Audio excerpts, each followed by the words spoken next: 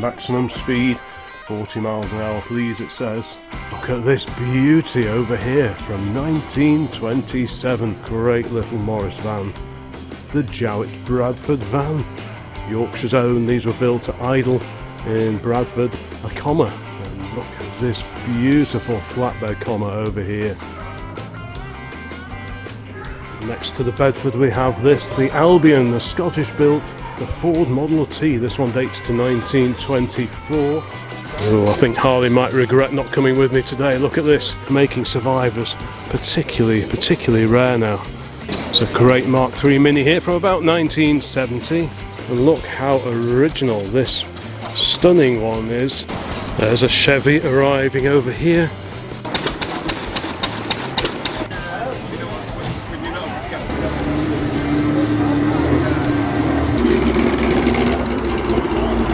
Austin 7-box saloons that are here today. And the Ross style wheels, probably off a midget I would have thought. They are rich and varied traditions of original engineering.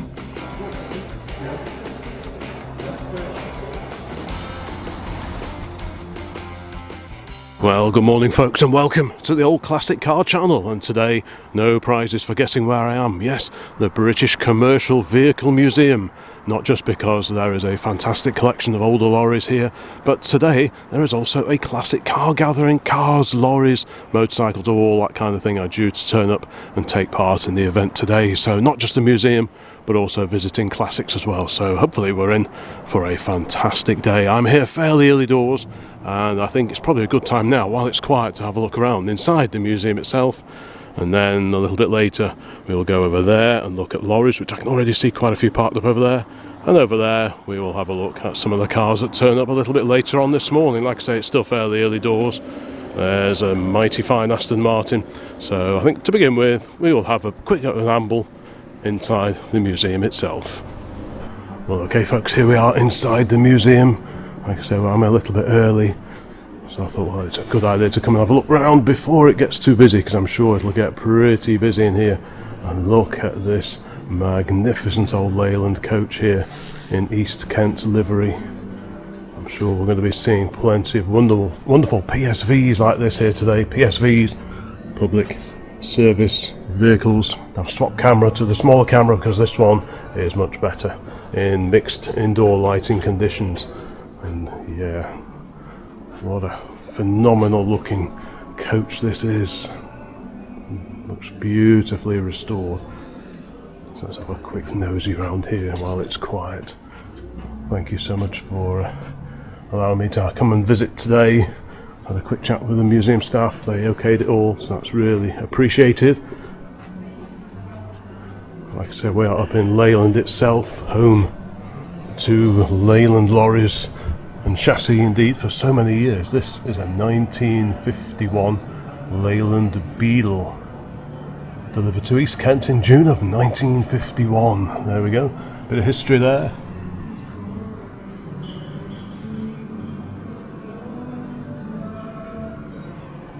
Just pause the video if you want to read any of these information boards. Yeah, I've got a quick peer in here, admire the sumptuous interior of this magnificent old Leyland. Amazingly, this chassis started out as home to this double-decker coachwork chassis and running gear from this 1938 Leyland TD5. So it was rebodied following the Second World War. What a great idea that is. Now we've been given permission to come and have a quick shufty inside and admire the wonderful interior in here. Wow, oh grief. So is this, was this restored here or? No, it was done down south though. Was it? Right, right. How many wonderful day trips.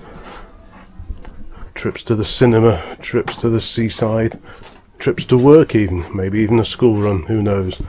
But yeah, what a beautiful old vehicle. I love all the original upholstery, the effort that goes into restoring these PSVs, buses and coaches is just off the scale. Wonderful clock. It's a neat Art Deco clock, isn't It's a lovely clock, that is. And here we've got the driver's compartment, maximum speed 40 miles an hour, please, it says. Yeah, fantastic. What a great view out. Even the driver has a very comfy, well upholstered seat. So we definitely like a bit of that. Look at this beauty over here from 1927, the Leyland Lioness. And this one has a particularly interesting history. Ordered by King George V on the 22nd of March 1927 and delivered to Buckingham Palace on the 18th of August. Used to transport the King's servants and luggage on visits to the King's various royal estates, where she was available to the King as an estate car before returning to her garage in the Royal Mews. Wow, now this is a phenomenal looking vehicle. How wonderful is that? That is the most impressive vehicle of its type I think I've ever seen. The Leyland Lioness. Even the headlamps are just a work of art. Right. Dipping headlights. Oh wow, so dipping, so presumably that's done from the driver's compartment. Wow, isn't that just something else? Yeah, let's have a quick peer inside. That is just, well, words fail me, to be honest. This is just something else. Yeah, look at the way it's finished. Wow, how has this survived? We're okay to pop in, are we? Wow. That's the gap in the seats there for the Oh, King and the Queen. that's where the King and the Queen used to. Oh, I see, right, so they've got extra leg room here. Good grief, what a vehicle. This is just. Look at that, and the opening roof as well for all those sunny days that we experience. Yeah, what a treat. God, I'm so glad I made the effort to come up here. If you're up in the Leyland area in Lancashire, make sure you pop in to the British Commercial Vehicle Museum, because this really is a unique collection of, well, so far I've only a few minutes in and it's already pretty spectacular. Oh, look at this. So this is where George V and the Queen used to sit. I guess it's only right and proper that I sit down here just for a moment. 1927, soon be celebrating its centenary. Yeah. Let's go and have a look at the driver's compartment. But again, the upholstery is just a real treat. Look at the hand throttle on there.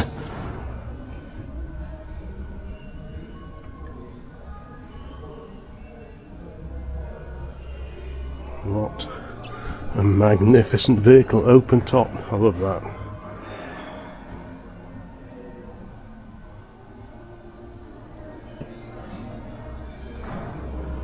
Carefully climb out.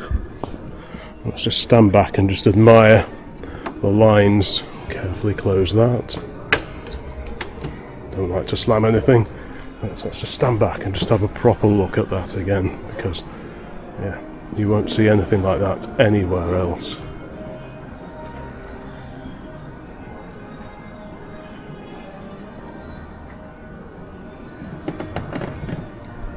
It was worth coming here just to see this, to be honest.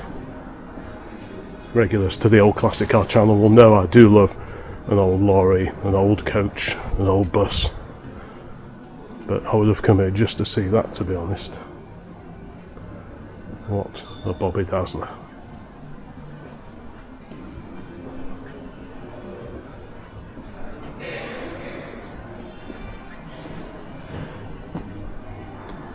It'd be rude not to have a quick look at the engine. There it is. Look at that wonderful piece of engineering.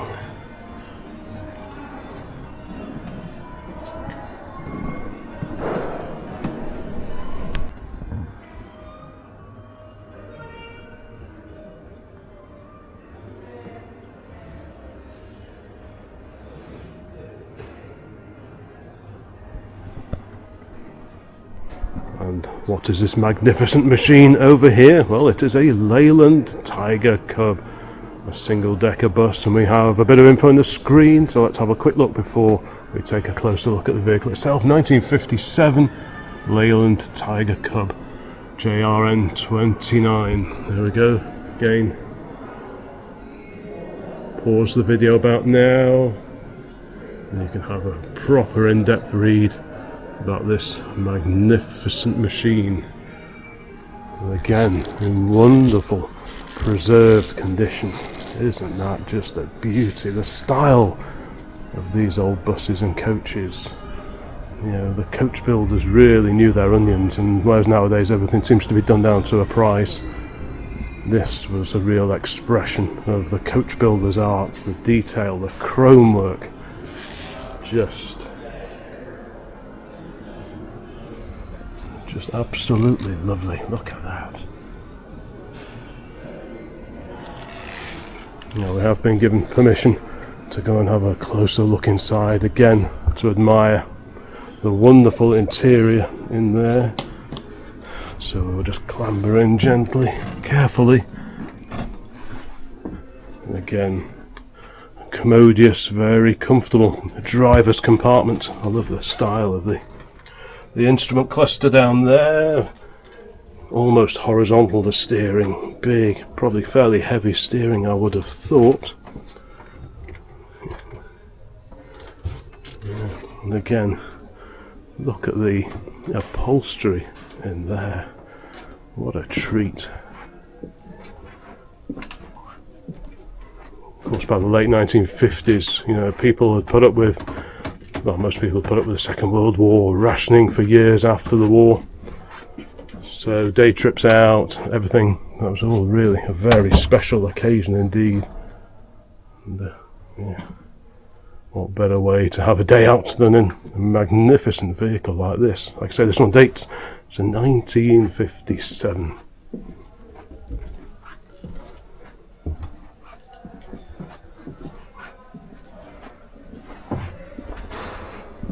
What's in the clock?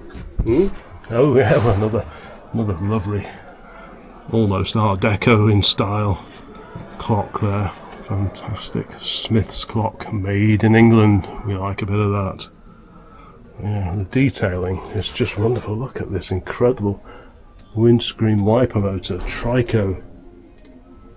Everything feels properly made, heavily built to last.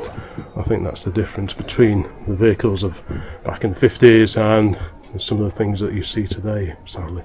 Let's go and have another look at the outside just to admire the great lines of this magnificent old Leyland. What are we looking at here?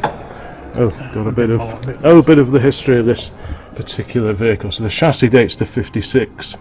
It's a Birmingham of Blackpool Seagull Mark III lightweight 41-seat coach body with a Leyland Type O horizontal diesel 5.7 litre engine, 4-speed constant mesh gearbox with Eaton 2-speed axle. And there is the history of this particular vehicle. Well, thanks once again for letting me have a closer look inside there, because yeah, it's a real, even look at the window surrounds, just the way it's all, it's just, the detail is just something else. Look at that, the gently curving glass just up there. Really, yeah, what a treat. We've got an emergency side exit door here as well. Yeah. All around the walls, fantastic old images, just like that one there of an old Leyland Comet lorry. Somewhat smaller than the Leyland alongside is this Morris van, great little Morris van. So many of these were produced over the years with little A series engine. Pickups too, those were also offered again with a separate chassis, which was a feature of these light commercial vehicles. And that is a real Bobby Dazzler, that one, isn't it? Liveried up with details of the museum here up in Leyland in Lancashire. This is a fairly late one, it's on a K plate, so it was about 71 or 1972. That'll have the familiar 1098 A-series engine under its bonnet, and that is in lovely condition. Some of these occasionally were badged up as Austins with a different grille, but this one is the original Morris. And next to that lovely Leyland Lioness, which I'm struggling to take my eyes off, is this incredible Scammell intruder in the livery of ALE, Abnormal Load Engineering. I've seen one or two ALE vehicles around over the years. And this is, what a hefty bit of kit this is. Even though we are in Leyland, not every vehicle is of Leyland manufacture, because the idea is to try and celebrate British commercial vehicles, whatever their origin. This one was first registered in 1978. There's a bit of the information there. 6-cylinder diesel, 14 litre Cummins engine in this beauty, 335 brake horsepower. And again, we've been given permission just to have a quick peek inside the cab. Some pretty lofty steps to get in. I'll just put my other camera down, and we'll just have a quick peek inside here. Wow. Plenty of room. Of course, Abnormal Load Engineering, they used to transport all sorts of heavy stuff. Maybe you've seen photos of the old Winds, Scammells going back to the 1950s. This was very similar to that. But yeah, again, a huge restoration went into this to get it into the condition, the preserved condition that you can see now.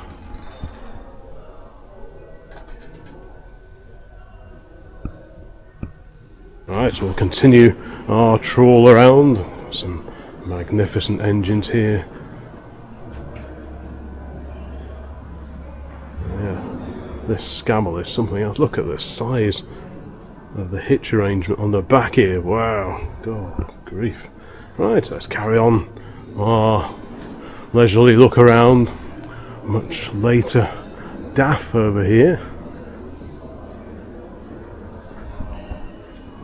Just keep on looking around here.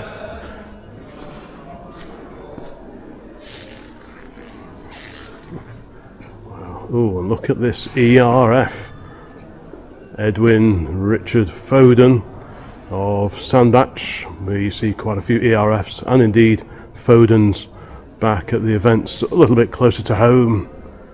And this is a real beauty. Guessing what year will this be? I think it'll probably be late 1950s. Very wrap around two-piece windscreen arrangement on here, complete with a little lamp on the top there. But wow, again in wonderful condition. So like I say, it's not just Leyland lorries and trucks that you'll see here at the British Commercial Vehicle Museum. You'll see a little bit of everything. More the merrier, I say. I love all this kind of thing.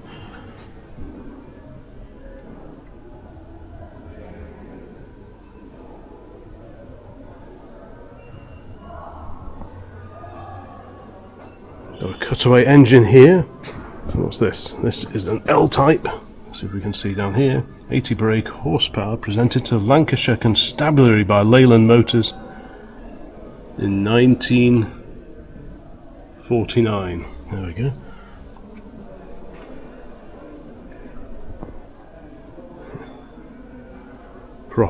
Proper heavy engineering.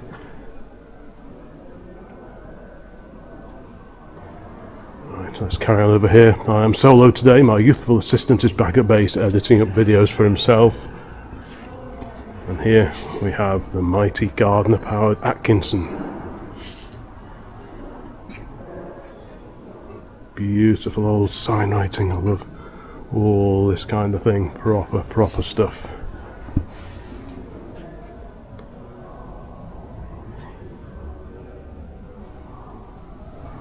So this is the tractor unit with a fifth wheel coupling, so that is where the articulated trailer would attach.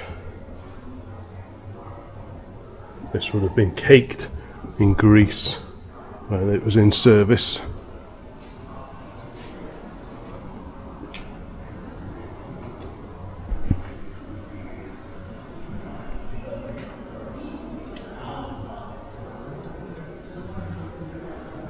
Next to the Aki, we have, well, there's Monsieur Bibendum, the original Michelin Man, an AEC Mammoth Major. This has the twin steering front axles on it, and I must admit, some of the AECs, they are some of my favourite lorries of all. I just think they look really, really sturdy and they look really purposeful. So let's just poke this up here and have a quick look in the cab.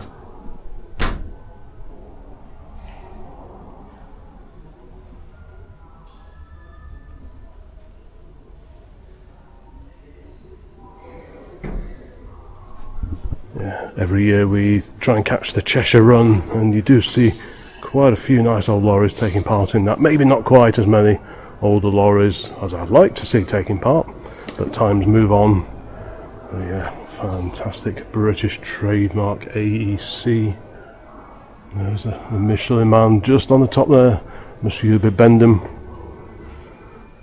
Did you know the first Michelin guide came out in 1900? And there's actually a separate video here on the Old Classic Car channel all about the very first Michelin guides that were produced, printed in 1899, first one issued in 1900. But not just heavy metal here at the British Commercial Vehicle Museum, we also have vans. And look at this great lineup of vans here, headed by a very rare coach-built Morris Y van. It looks a bit like the Ford E83W, very similar, slightly less curvy grille, but you don't see many of these, especially with this post office radio service body and matching trailer on the back as well. We like a bit of trailer action here on the Old Classic Car channel. I did do a video a little while ago all about old trailers that I have owned over the years. So we've got some info here.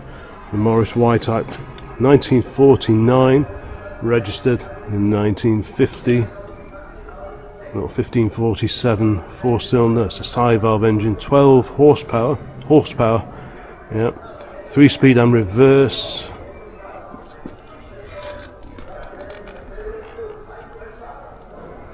Yeah, there's very, very few of these Morris Y vans around now. I'm guessing this is probably a unique survivor. How neat is that? What a great little interior. And a little first aid box. Wow. Cool.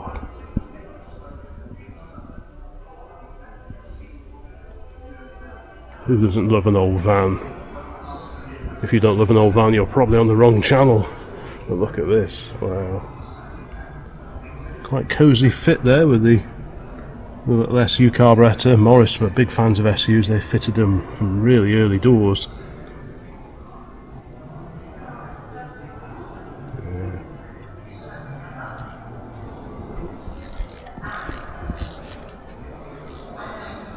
Next to that, look at this, a little pre-war Morris Minor van of the early, well, I'm guessing early 1930s. I used to have a couple of Morris Minor cars that were similar age to this. Mine were 1932 and 1934. Again, in wonderful restored condition. There we go, Morris Minor, the original pre-war Morris Minor. Of course, the Alica-Sigonis BMC era Morris Minor came along in 1948, but this is much earlier than that. Interesting, it's got a Solex carb on this one, because I remember the Minors that we had were on SU carbs and had the electric pump. This has got the electric fuel pump, whereas Austin stuck with AC mechanical pumps for years and years and years. Morris perhaps were a little bit more advanced than the rivals over at Longbridge. What a fab little vehicle this is. Original registration number as well. How cosy is it in there? Let's have a quick look around the back.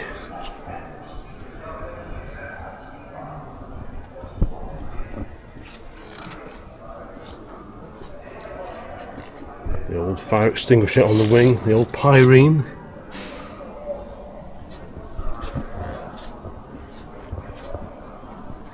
Again, we've been given permission to have a quick look inside.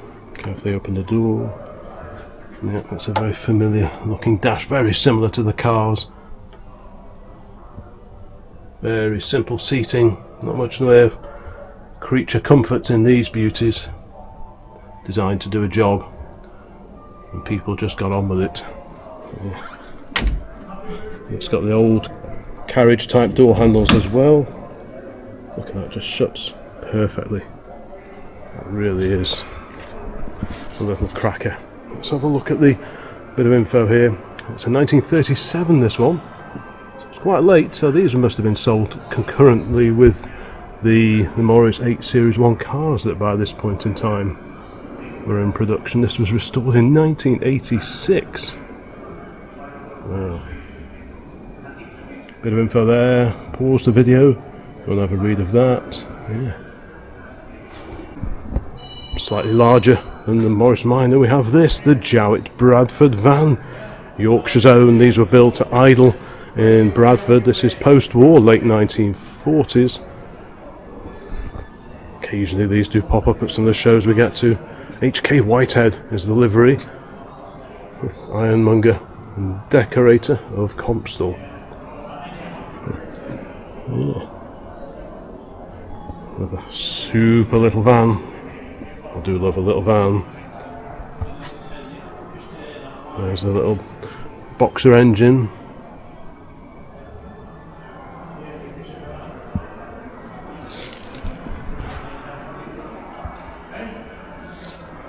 Oh, look at this little E83W pickup, a little Fordson or Thames E83W. Regulars to Old Classic Car will know I've been into these for years and years. In fact, I still run the E83W website, and I must have had, I don't know, 12 or 13 of these over the years in varying conditions. It has to be said, some are pickups, some are vans.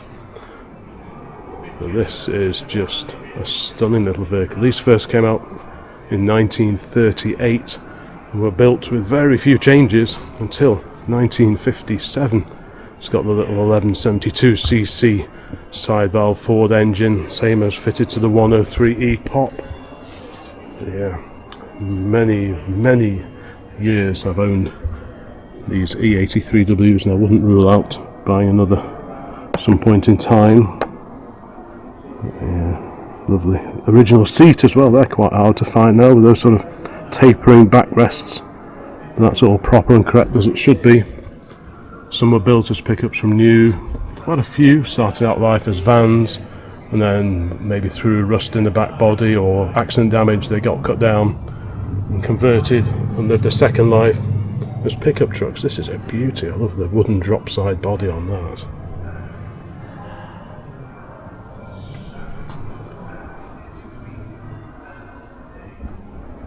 Yeah, really, I didn't know this was going to be here, so yeah.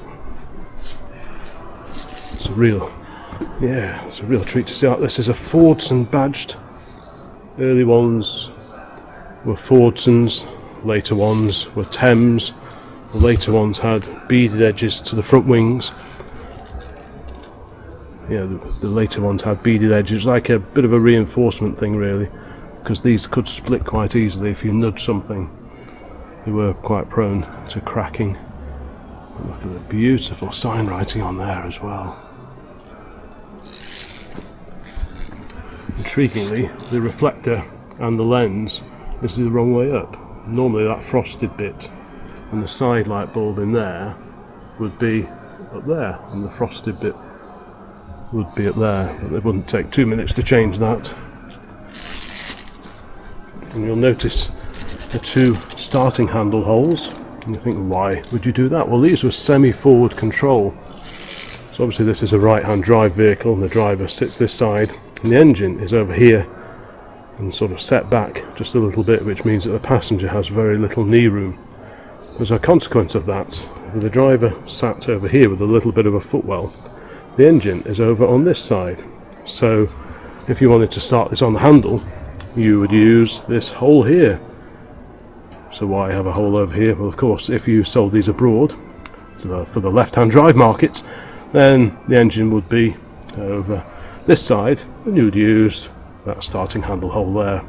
So rather than make two different pressings for the grille, they simply fitted every grille with the two starter handle holes. The very, very early vans and pickups that were introduced in 1938 only had the single hole on the grille, but it wasn't long before they decided to cater for foreign markets as well. No commercial vehicle museum could not have a comma, and look at this beautiful flatbed comma over here. Ooh, lovely. I did have a comma superpoise. I rescued it out of a barn in Somerset quite a few years ago. That had the big straight six petrol engine, but this has the famous Roots diesel engine. I'm guessing that means it's the TS3, but it's in beautiful condition. I love the shape of the cab on these. One-piece screen,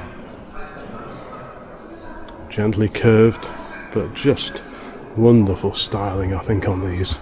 Beautiful. Again, fantastic sign writing too. You got a quick peer in there.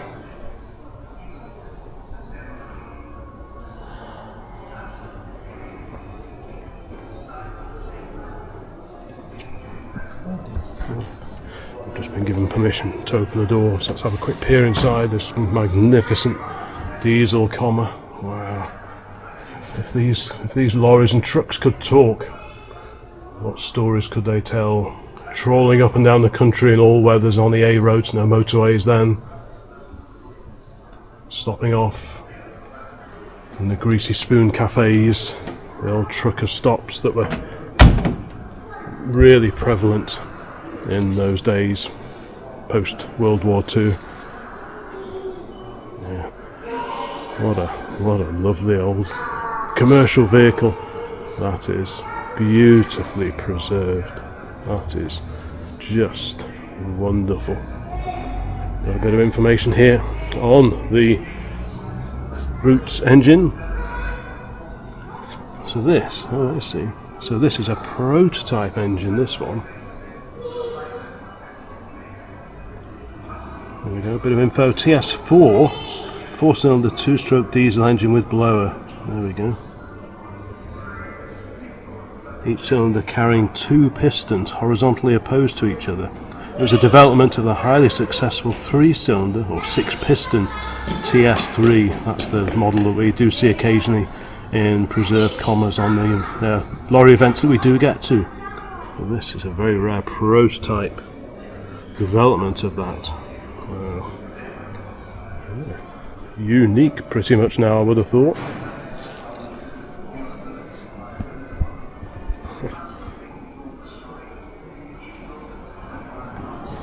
What a great place.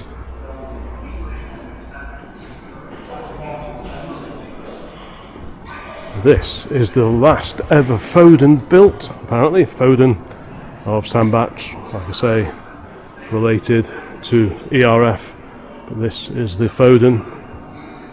And this brought to an end decades of lorry production under the Foden name in Sandbach and Cheshire.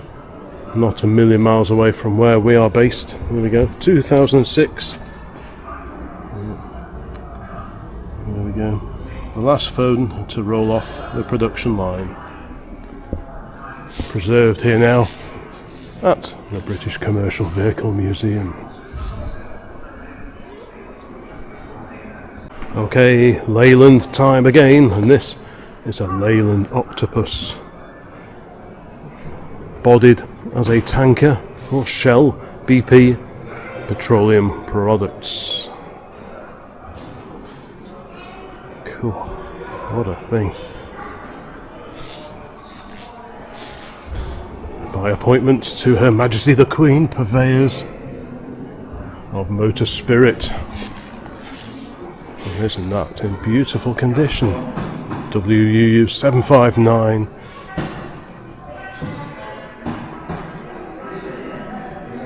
Again, lovely shape to the cab, all these curves. the work that goes in to restoring, well, not just restoring these old vehicles, because you know, even when you have to move them it's a big deal, but restoring them and then keeping them in good condition just can't be underestimated. So let's have a quick poke the camera up here through the open window.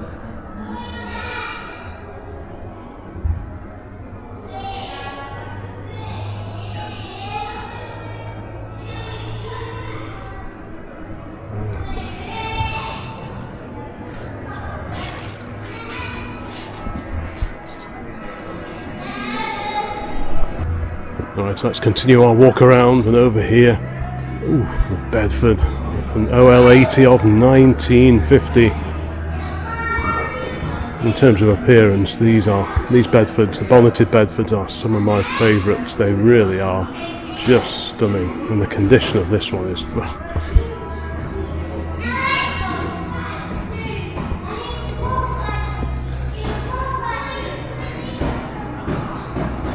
again, wonderful wooden drop side body, all properly lettered. None of your stick on vinyl lettering here. Yeah. Libbies of Milnthorpe. Look at the original Libby of Milnthorpe.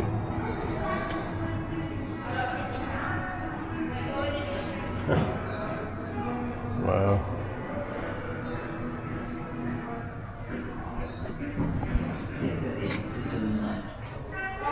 Those original milk churns.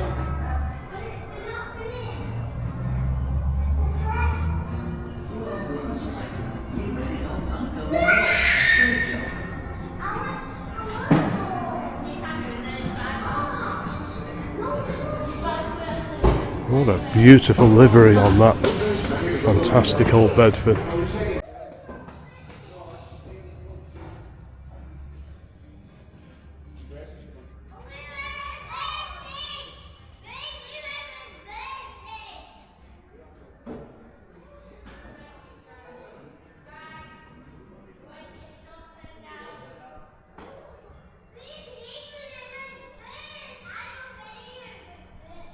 Next to the Bedford we have the Albion, the Scottish built Albion, this with a flatbed body on it. Scotland's finest Albion, sure as the sunrise. This is the Claymore. There was also the Chieftain, that was a very popular model as well. Yeah. What a gem. All these different manufacturers, all dotted across the United Kingdom.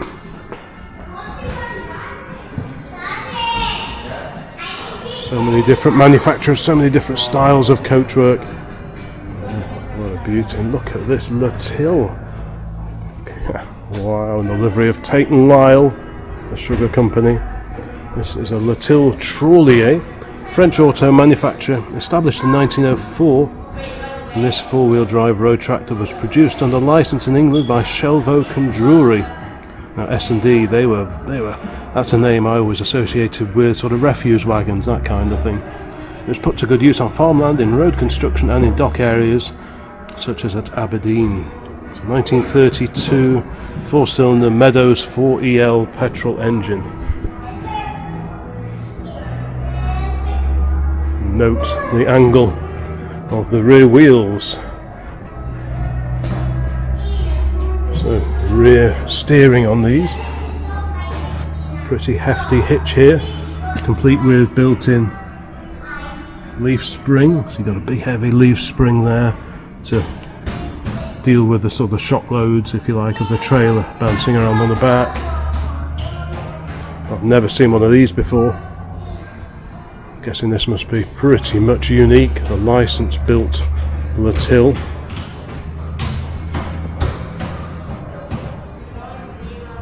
Next to that we have a Scammell mechanical horse. This is a 6-ton mechanical horse, as called.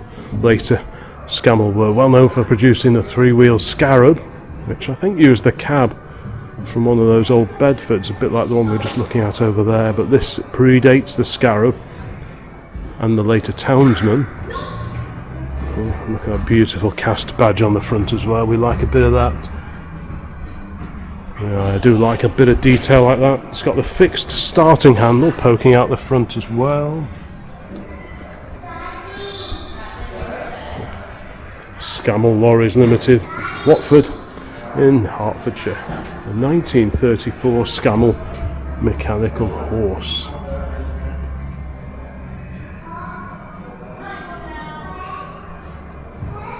Over here, memorabilia. Look at this engine here on a test stand.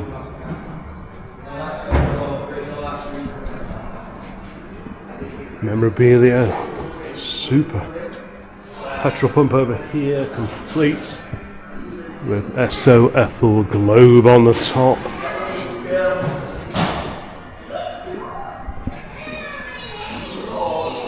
More pumps over there. Lodge plugs. Lodge was one of the sponsors on the side of my old Dodge truck back at home. Bedford PC 10/12 hundredweight. Got a servicing guide for the little post-war Bedfords. Bought a couple of those from Australia. Ute bodied versions of those many years ago now. And there was the slightly smaller JC as well.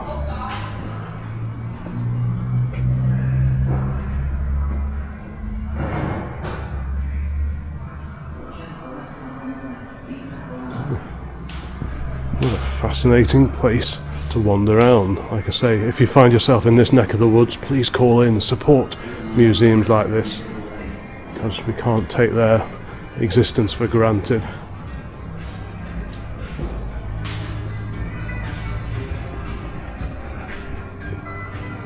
Somewhat newer is this, the Reliant Ant, the fiberglass cab, little three-wheel tipper truck. Quite an eye-catching, very unusual looking vehicle. You can see all the fiberglass in there. Take the second exit off the roundabout. There's a little tipper body on this, made by Reliant. There we go. The Reliant TW9, built from 1967 to 1986. Very neat little vehicle indeed. I do like a bit of that.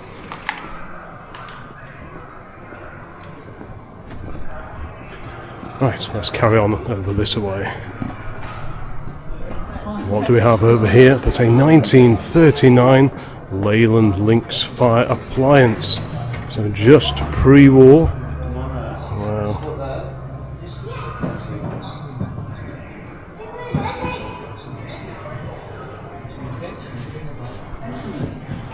What an incredible vehicle. Plenty of polishing to do here. That's a fire engine. Fire engine!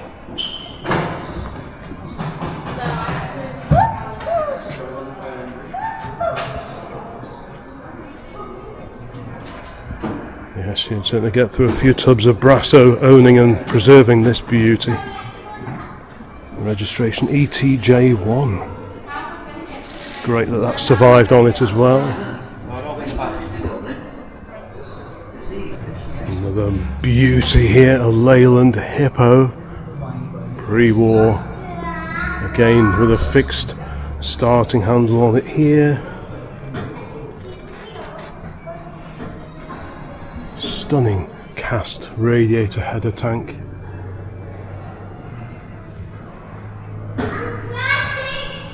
Just lovely. Very lofty machine. It sort of towers above you. All coach built cab. You can see the ash framed cab. Lovely curve on it there. Beautifully sign written and pinstriped as well. I'm assuming that is an example of the engine and gearbox as fitted to this. It's also doubling up as a useful bit of ballast over the rear axle, or rear axles rather, because they're very firmly sprung. These are designed to carry loads, and if you regularly drive them with no loads on the back, they can be a bit choppy. So putting a bit of weight, a bit of ballast on the back is a very good plan indeed. Let's just poke the camera up through the open window.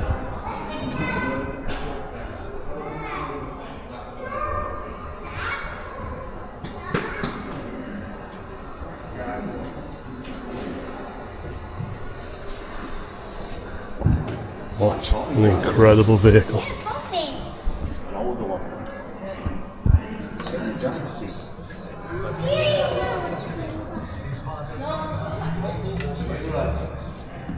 Two great old Leylands here.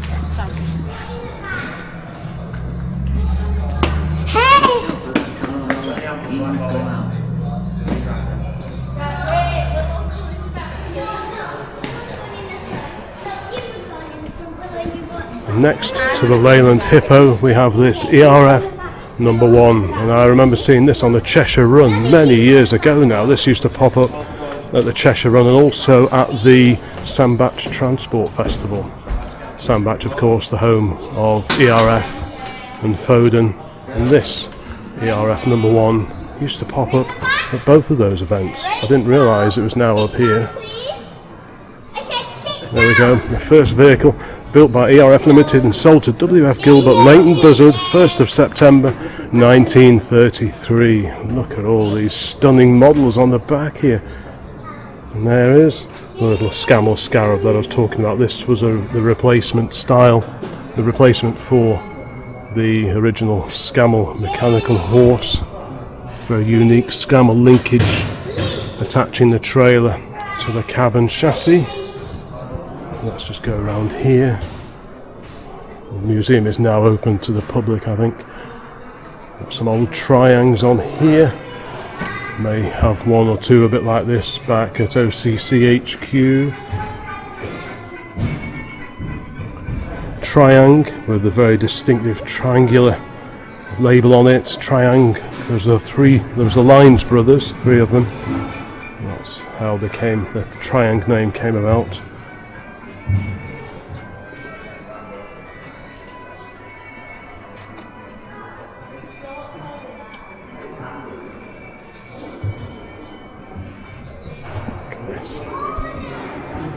Look at this stunning Bedford here, very similar in style to the 1930 Ford Model AA that I used to have. Very, very similar looking vehicle indeed. I'm pretty sure the cabs on these were originally of American origin, that kind of thing. A proud enamel badge there, Bedford, made in England.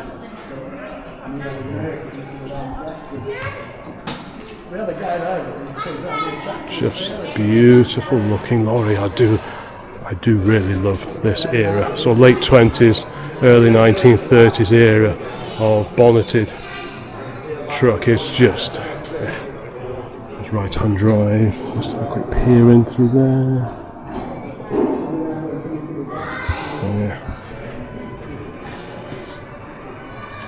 There is ERF #1, we were looking at that a second ago.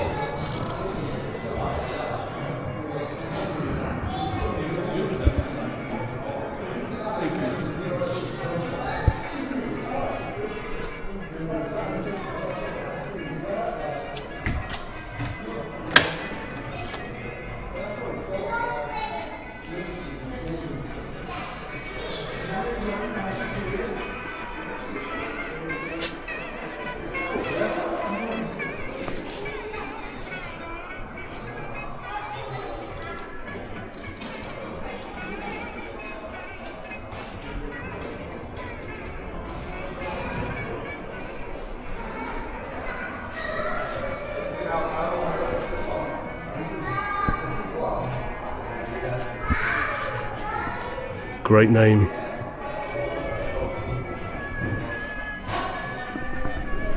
Okay, let's carry on down here. A stunning Morris ambulance, a coach-built Morris-based ambulance from 1967. Wow, what a thing.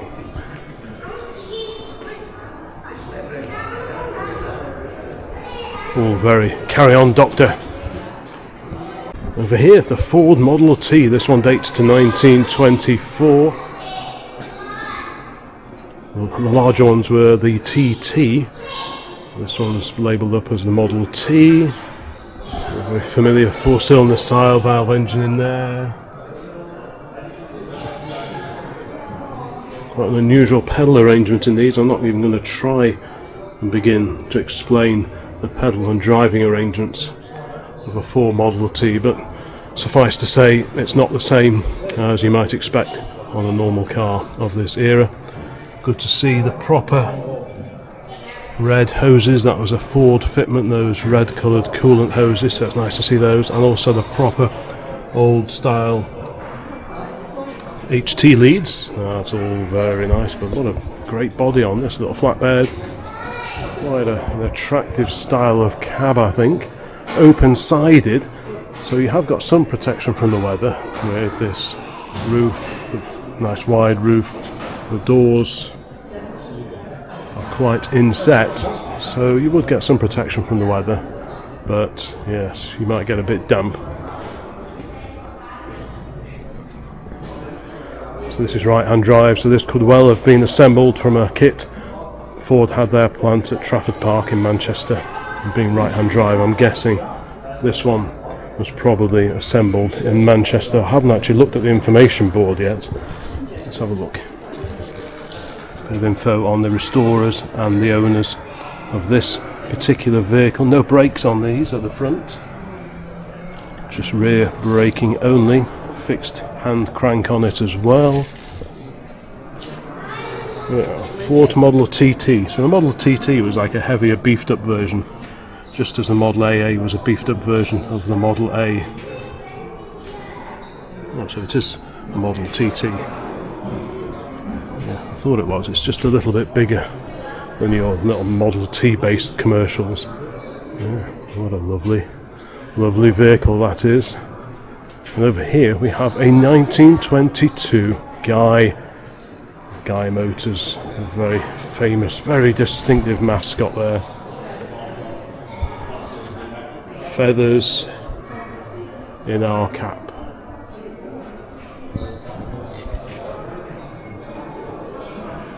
I wasn't expecting, to be honest, so many nice, really early vehicles. I wasn't quite sure what the balance of vehicles on display here would be, but yeah,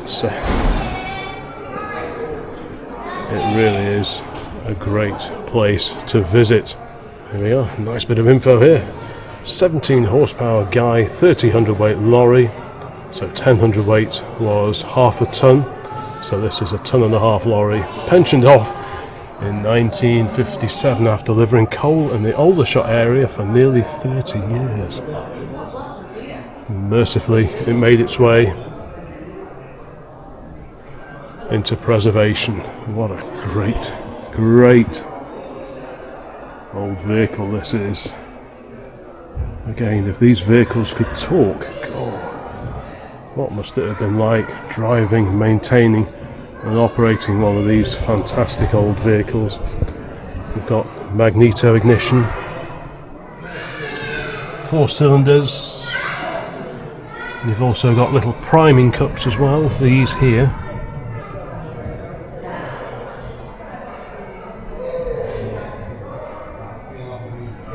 Those little things near the spark plugs, those are priming cups, so you put a shot of fuel in there of a morning just to help it on its way, help it fire up, and then of course the rest of the fuel supply would be via this little Zenith carburetor down here.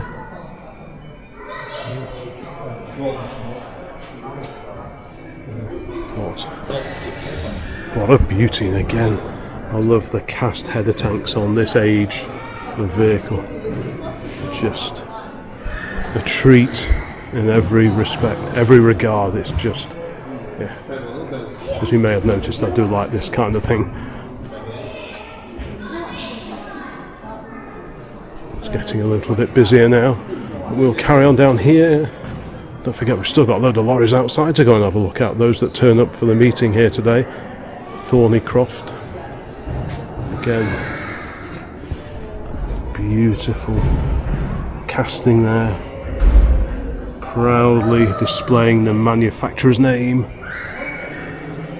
So this is a Thornycroft BX built in 1924, the only surviving example of a BX. This one fitted from new with hydraulic tipping gear, 4-speed gearbox plus reverse. You can certainly see the wooden construction in the cab on this old girl. These are all not that often to bust. Links was actually truck. Twin wheels on the back.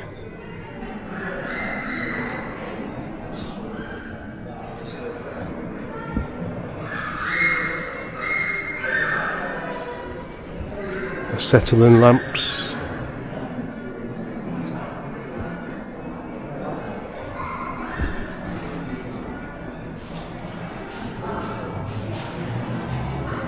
What do we have here? Foden steam wagon. Now we do occasionally see one or two of these at some of the steam and lorry events that we get to, like Astle Park at Malpas and the big Shrewsbury Steam Rally. Videos for all those events you'll find dotted around the channel. This one also in Tatum Lyle livery, just like that Latil we were looking at a few moments ago. What an amazing machine that is. Can you imagine getting that going in the morning? Warming up the boiler well in advance of actually having to make a trip. You can see why diesel lorries became so popular so quickly, because it's just a case of check the water, check your levels, and off you go.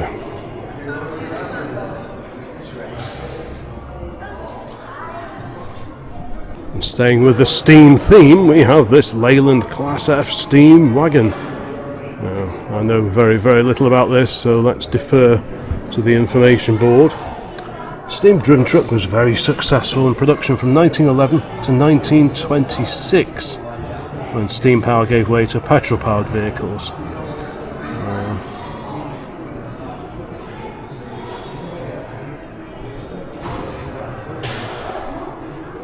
Speed 8 miles per hour.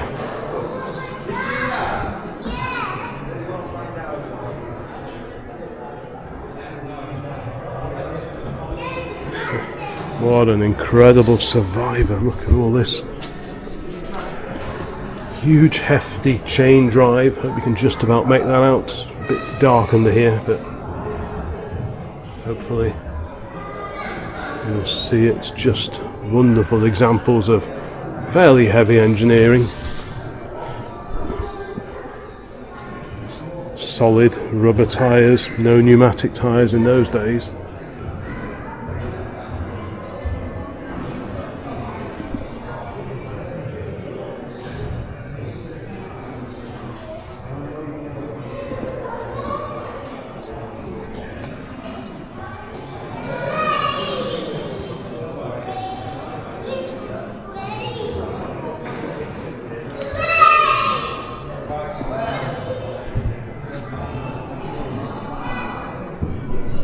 Well, it's back to the little E83W pickup. We have another Ford Model T base vehicle. This is a Model T van. Again, a 4-cylinder side valve engine in there, mag ignition.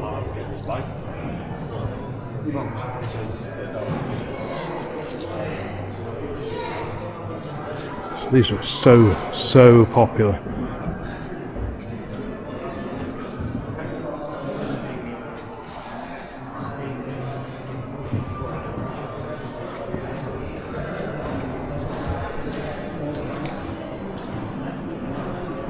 This one dates to 1927. Yep, this one manufactured 1922, according to that. Trafford Park in Manchester.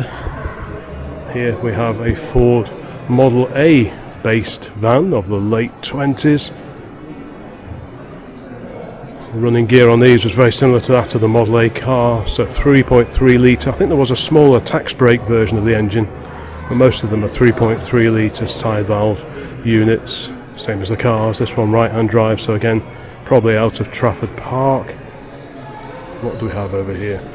A Beardmore. That's a name I more often associate with taxis of the 1950s. But here we have a Beardmore tractor unit. This one, the Beardmore Cobra from 1931.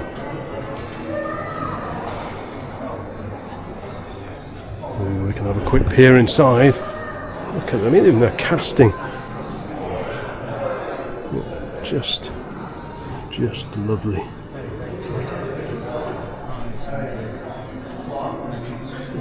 All quite cosy in here, not a great deal of room. In beautiful condition. There's the rubber bowl for the hooter. We'd like a bit of that, but yeah, not much room for your knees in here. You've got all these different brake levers and all sorts of gubbins over there. So actually, yeah, there's not much room for your knees. Half an hour in it. Alright, let's carry on around here. Just a wonderful collection of vehicles. I really am impressed with what's on display here.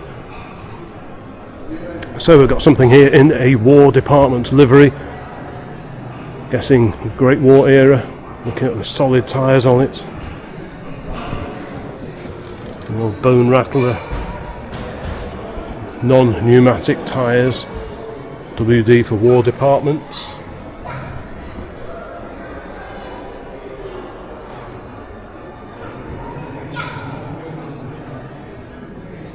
Various examples of similar vehicles in service. Look at this one, RAF fuel tanker. I'm guessing it'd probably be fairly easy to date some of these because originally, or previously, it was the Royal Flying Corps. And again, RAF load not to exceed 3 tons.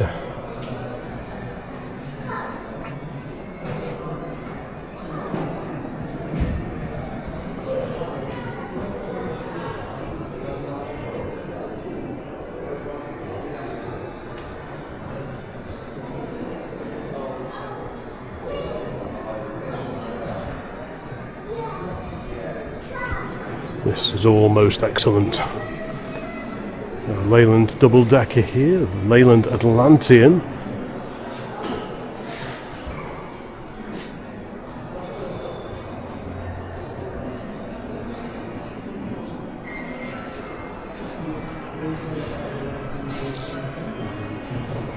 That's a Leyland National, I know that. At this point in time, designs of bodies were so much simpler compared to those magnificent early vehicles of the 30s through to the 50s that we were looking at before.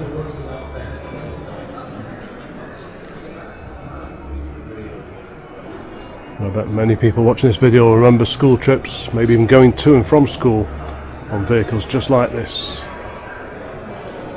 Leyland Atlantean. I'm sure many of you probably think we can go in here because the rope is to one side.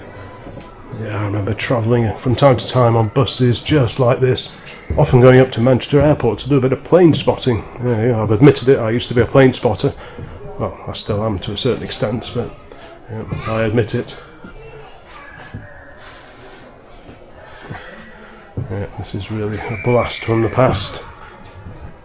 Of course, by this point in time, no clippies, it was all one-man operation, so one person did the driving and indeed the selling of the tickets from here.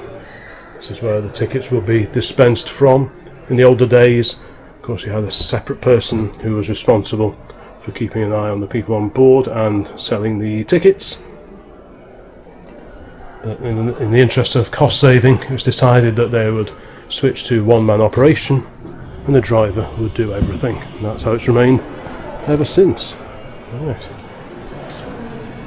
A magnificent Leyland over here, another Leyland Comet, I think.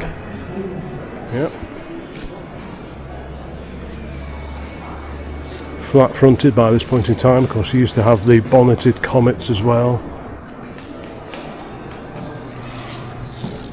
Yep. Leyland National on an R registration, so what's that?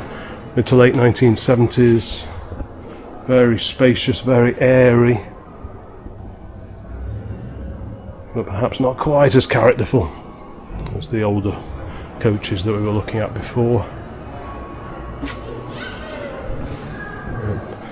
Super Leyland Comet, I believe this has got the Scammell coupling on it. This was pointed out to me earlier.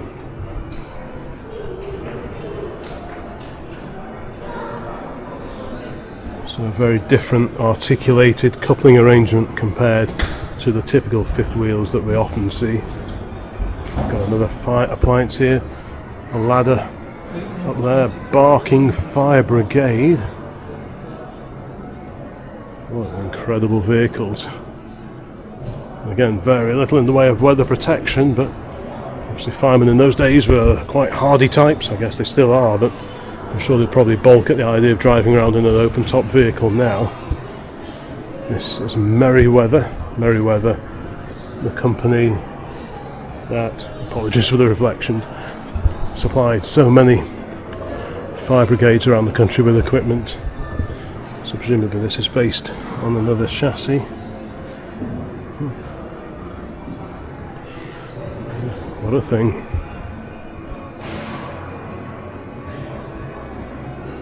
There's a magnificent Leyland here. Look at that. Look at the engine in there.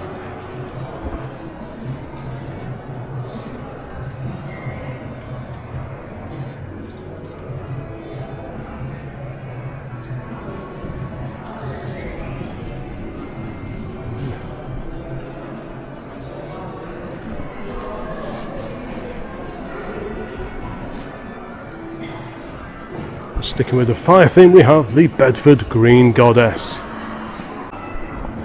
Just something from all eras. The Edinburgh and District Tramways Company Limited.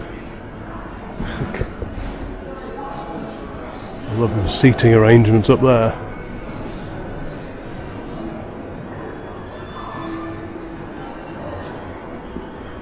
Let's carry on down here. Just make sure we don't miss anything out, or try our best not to. I say our, but you know what I mean. An 1896 Thornycroft steam van. Wow, constructed by the Steam Carriage and Wagon Company of Chiswick. Good grief. What a machine.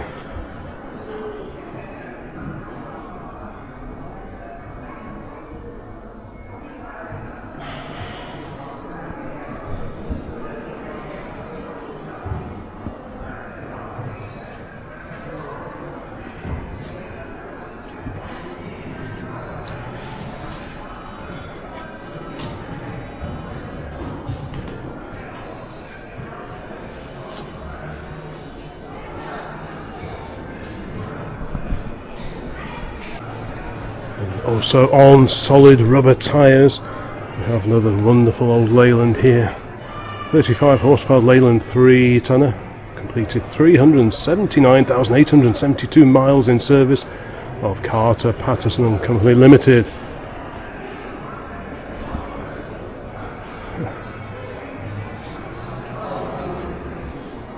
And very, very little protection from the weather there. By gum. You'd need your motoring goggles on if you were driving that, and presumably some big gauntlets on your hands just to keep the winter frost at bay. The guys who used to drive these were certainly very hardy types.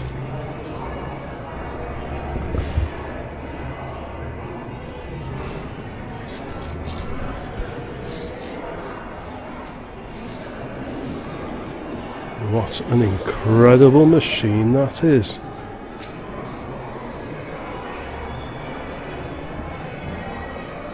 What are we looking at here? That is a model of the Terrapin amphibious vehicle. That's not this one, clearly a Great War era vehicle.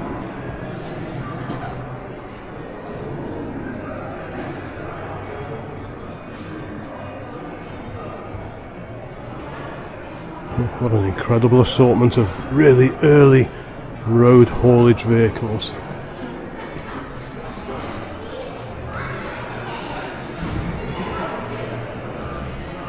And it's great that so much of this history is being preserved here.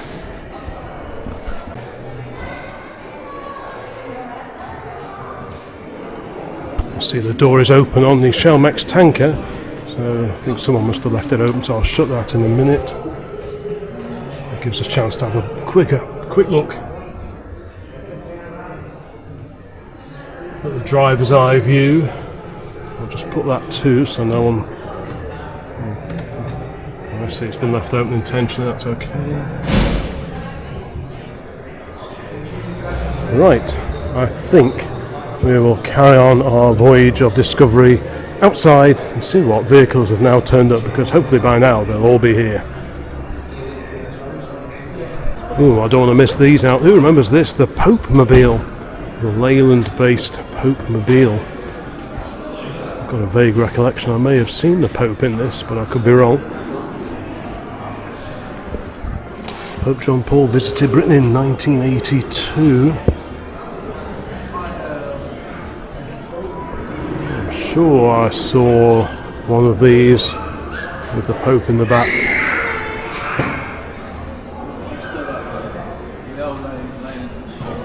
Here we have the Leyland Buffalo. And what an incredible condition. Look at the paintwork on the chassis.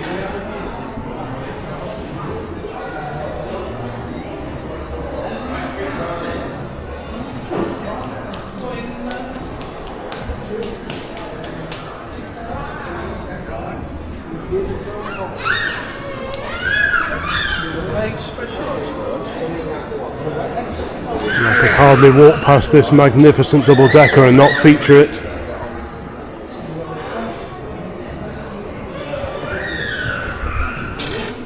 Ex-London Transport, Fly, BOAC, British Overseas Airways Corporation.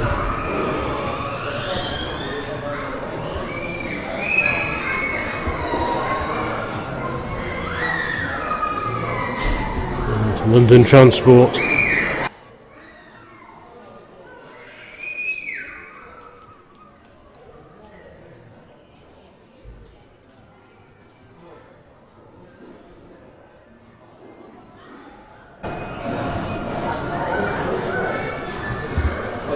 Makes you want to go on a summer holiday.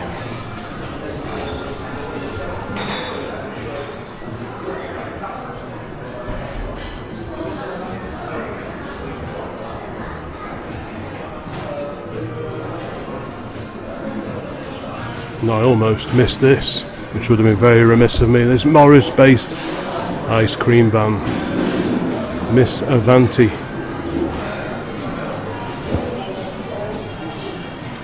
So this is based on the front end of an old Morris Oxford.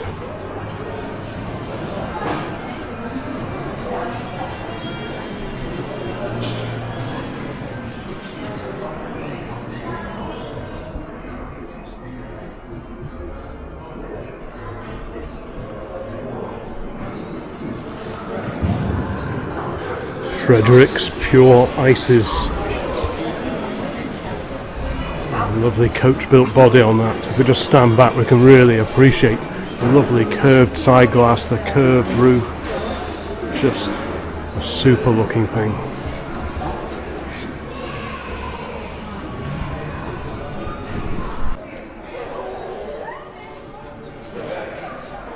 Yeah, it's getting quite a lot busier in here now, so I think I'll disappear outside and go and see what gems are parked up outside on this unusually fine autumnal day.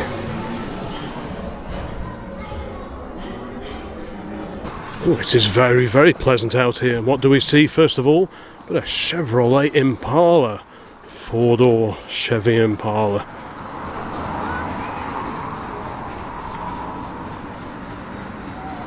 Pretty wild looking car. Look at the wraparound screen on that. Rear screen, 1959 Chevy Impala, flat top, pillarless, sport sedan. 59 again.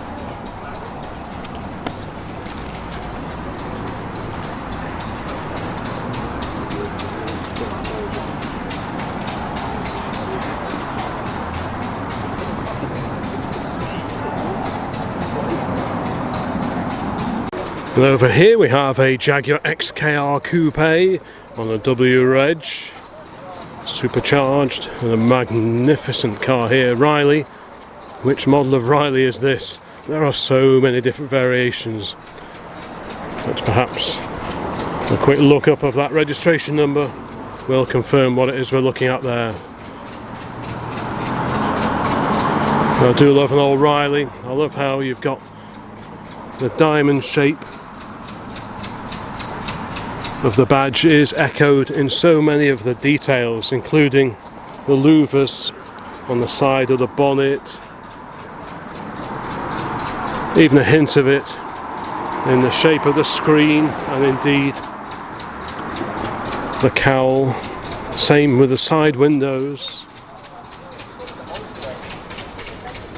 Yeah, what a belter that is. I do love that.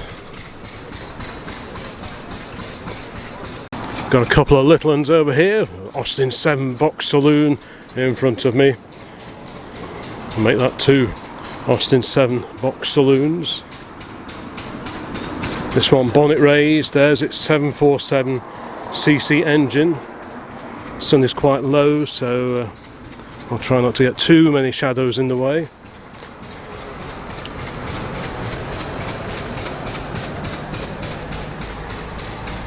It's got the little telelog on the dash, so you can record your mileage, gallons poured in the tank, and figure out your miles per gallon. Bonnet up on this one as well. You can see a scuttle mounted fuel tank.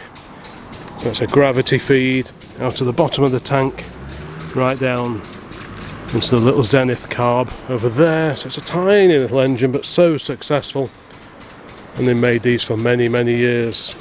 Came out first in 1922. And over here, a Ferrari, very nice too. It's the GT4, I think. Yeah, the car park here has been turned over to quite an assortment of classic vehicles. I can see some pretty tasty stuff already. So I think we will start over here, do an outside lap, and then work our way inwards. This incredible thing. This is the Cara boat.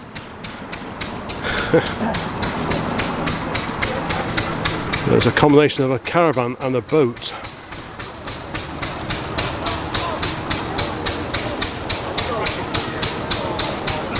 I don't think I've ever seen one of these in the fiberglass before.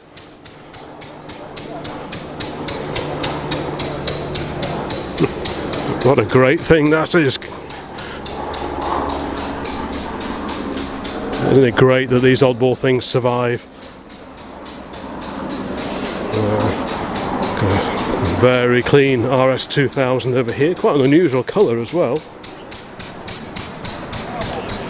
But I find myself drawn to this beautiful dual-bodied Bedford OB. Wow, look at that. God, I do love those. If I had the space and the money, I'd be very tempted to get one of these. Local too. I love the directional indicators. That one for that way, and the other one over there.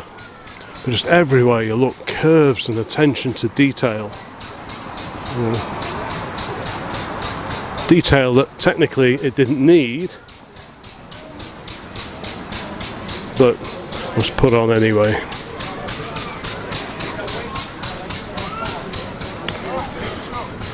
Good morning, sir. Wow.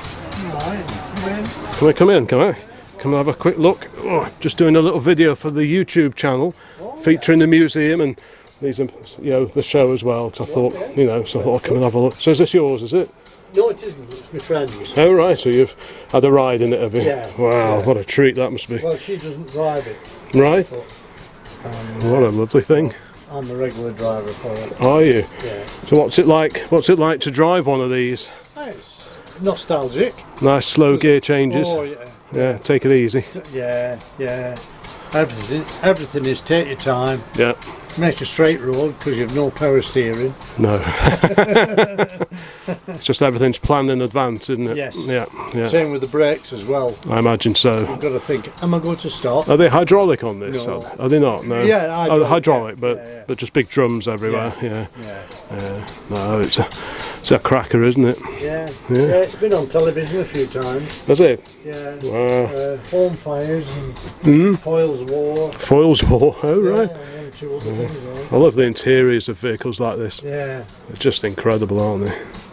Oh yeah, it's been, Such a stylish way of getting around, isn't it? yeah, it was well put back together, you know. Yeah, it's beauty, isn't it? Yeah. Nice one. Yeah. Yeah. Keep it authentic. Yeah, that's what you want. Yeah. As much as possible. Yeah. Oh, what a treat to see this one here today. Oh, thank you very much. Oh, that's all right. Cheers. Right, let's carry on. I'll look around. Yeah. Oh, yeah. Let's have a look at the front of this beauty. Helena. Oh, I think Harley might regret not coming with me today. Look at this. A little TQ racer, 3/4 midget racer. Bellevue Speedway, 1934 to 1939. This is an original midget racer built by Frank Curtis Racecarring of Hollywood, Los Angeles. Edmunds V8 flat head engine. Wow, there's the info. Just pause the video That's one thing I should have hung on to. Well, if you want to have a read about that. But what a great looking thing that is. Yeah, a little V8 in there.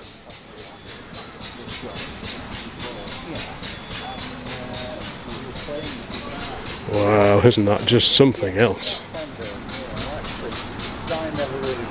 Okay, let's carry on along here. We've got a 56 Chevy. Quite an eye-popping colour. Step-side body. 3200 Chevrolet. Complete with a little sun visor on it as well. Back two lorries. AEC here. Lovely flatbed example.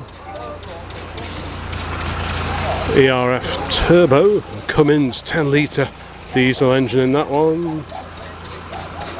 And the Scamel, the incredible Scamel. These were fiberglass cabbed, styled by Michelotti in Italy, these were, if I remember correctly. Occasionally we see a tanker one of these. This is a pretty substantial looking breakdown wagon out of West Horton. Wow, that'd pull a fair bit of weight. Got a huge Garwood winch on it, made in Detroit. Garwood winches were very much a feature of vehicles, lorries, in the Second World War. What a proper bit of kit that is. But yeah, very stylish cab on these, quite airy. All those big windows in the back. Mainly fiberglass, I believe. Very stylish.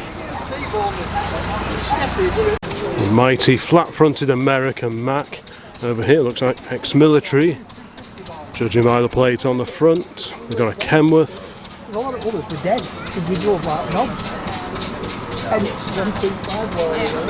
Freightliner and an autocar constructor. Cool, look at that.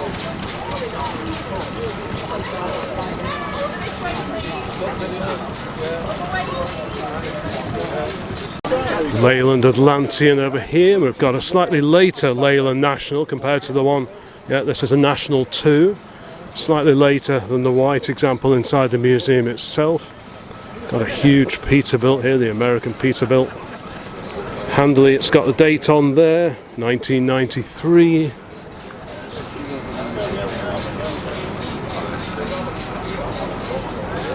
Wow. Look at this Mac. Now we see a red Mac, very similar to this, back at the events, back closer to home, but I've never seen this green one before. Again, fair bit of fiberglass, I think. Oh, what an incredible vehicle. Excelsior Trucking, Danville, Pennsylvania. And that gives us a bit of a clue as to where this one originally operated. Yep, got a Pennsylvania license sticker there. Expires end of 1997. The Mack Bulldog, famous Mack Bulldog.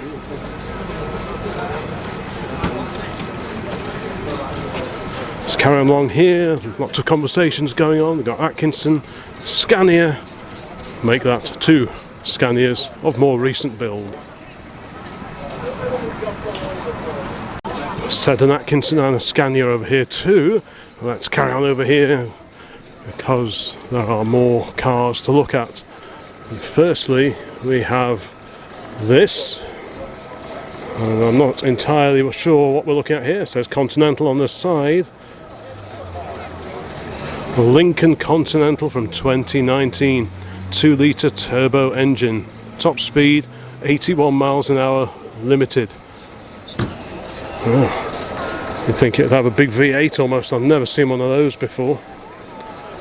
Modernish Lincoln Continental. Looks a bit Jaguarish at the front. Right, back to slightly older vehicles. We've got this Peugeot 205 GTI. I'm guessing it's a 1.6 with the pepper pot style wheels on it. The 1.9s, slightly different wheels. I think a slightly larger diameter as well. Guard dog on duty in there. Sun is coming out, so that is all good. It's actually a nice temperature. And what's this Chevrolet here? We've got a great half-ton step-side Chevy. These were built from 1941 to 1946, so very similar in age to our 47 half-ton Dodge pickup. Just have a quick peer in there. Original instrument binnacle in there. Slightly later steering wheel and column. Maybe it's got power steering, something like that. But it looks very original. Patina paint finish, just preserved, which is exactly what we've done with ours. Slightly lower, so I'm guessing different running gear while keeping the original old school look. It probably makes for a very usable old truck actually. Originally it would have had a big straight six engine in it. It's a very smooth engine indeed, the old Chevy. I'm not quite sure what's in this one. Maybe it's got a V8 in it, who knows. But at least it's not been chopped. So many of them get chopped cabs and silly paint jobs, but this actually looks really cool. I know my youthful assistant would like this one. Alright, over here we have a Series 3 Land Rover with a December 71 tax disc in the window. This looks super original as well, just our Land Rover should look, I think. There we go. Classed as goods, Land Rover, December 71.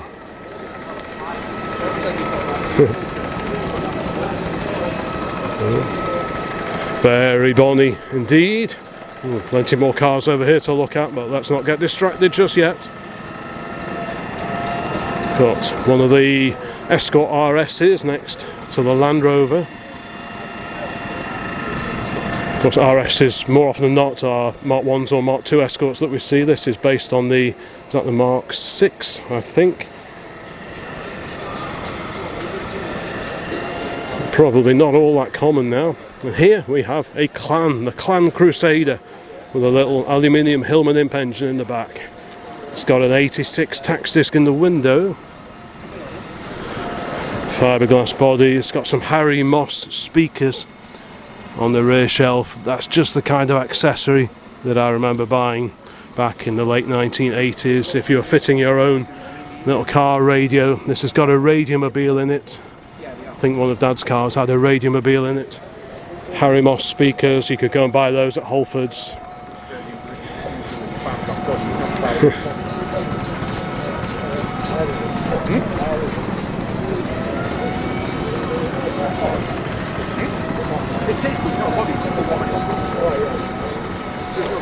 MGB Roadster. Apparently this is a fiberglass monocoque. No separate chassis, I'm just hearing the owner say. Right, we have a 67 chrome bumper MGB Roadster over here, complete with BMC transfer in the screen.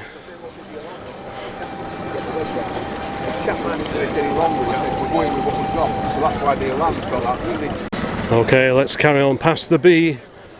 And here we have an immaculate Morris Minor convertible. The Morris Minor 1000 convertible, roof raised. Quite the assortment of badges on the front as well. 1098cc, Charles Ware's Morris Minor Centre. That was a name associated with Morris Minor spare parts and restoration for a long time. Has to be a very bonny example. And here we have a 3 Series BMW, a 320. So there'll be a 2 litre straight 6 engine in that one. This is the E21 era of BMW 3 Series, the one that predates the E30s that we more often see. We did see a couple of E21s down at Bicester recently. So the twin headlights, the 316, the 4-cylinder 316 just had a single lamp per side. But you can tell the 6s because they got the 4 lamp setup at the front. Here we have an MGA Roadster, not just any MGA Roadster, but those very special Dunlop wheels. And indeed, yep, the little badge just on the top of the scuttle there tell us this is a twin cam MGA, and these were built in very, very small numbers. I don't think they sold particularly well. Your regular cars with a BMC B Series engine 1600 were, I mean, they sold well enough, they went really well, they were dependable, they were reliable. I'm not sure that was exactly the case with the twin cams, making survivors particularly rare now. It's great to see this one. Those wheels look fantastic. They remind me of sort of the racing low drag E-types of the 1960s. Well, that's a very, very nice looking car. It's got like a honeycomb grille on this one. I think originally it would have just had the vertical slats. We've got one of the recreated or reimagined Royal Enfields there, the Indian built Royal Enfield, but we'll stick with the MGA twin cam. We like a bit of that. Just had a quick word with a couple of people who follow the channel. I think that was their Land Rover, so hi to you. Thanks for supporting what we get up to on our channels. If you're not already subscribed to the channel, please think about subbing because it really helps. Leave a like if you found this of interest. Put a comment below this video, and don't forget to have a look around the rest of the channel before you disappear, because there are well over 500 videos just like this now on the channel. And with winter coming up, you need something interesting to watch, and there won't be much on TV, so stick with the Old Classic Car channel and see what plans we have for next year as well. This is a Vauxhall Royale. You don't see too many of these. This was a very plush car indeed, very plush velour interior. Yeah, look at all that crushed velour. That was always a sign that you're looking at one of the more upmarket cars in the late 70s and the 1980s. Factory fit alloy wheels as well, metallic paint. Quite a rare, very rare car now. You could also get the coupe, which is very similar to the Opel Monza to look at. And again, another feature of some of the more expensive cars. Headlamp wipers, no less.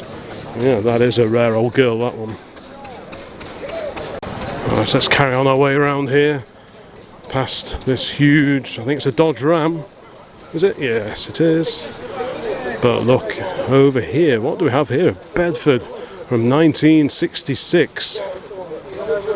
It's got a sign for Aidensfield in the screen, which makes me think maybe it featured on TV's Heartbeat series at some point. The windows almost remind me a little bit of an ambulance, that sort of style of fixed main window and slidey top windows, but I guess they're also appropriate for a little sort of mini coach, if you like.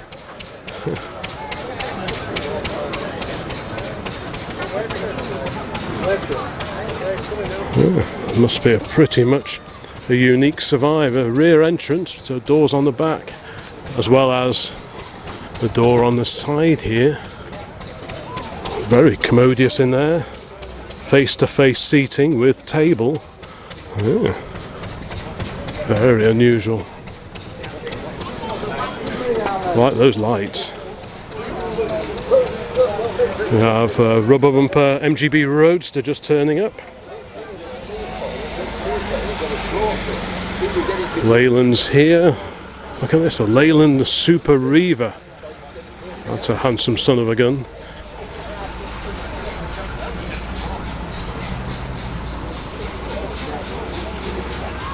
It's a great Mark III Mini here from about 1970. Very, very clean example, and it's left-hand drive. I wonder what the story is with that.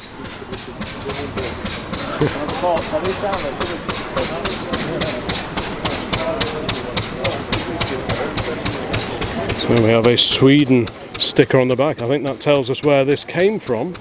TUJ538H. And there is the original, hope you can see that, the original supplying dealer sticker.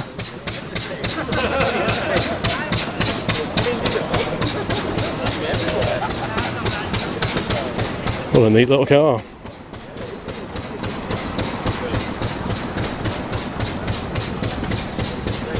If you saw the France video we did recently, then you'll note that I am a fan of very original old cars, in particular old 2CVs. And look how original this stunning one is. It's got a 65 registration on it. Lovely old RAC GB plate as well. We'd like a bit of that.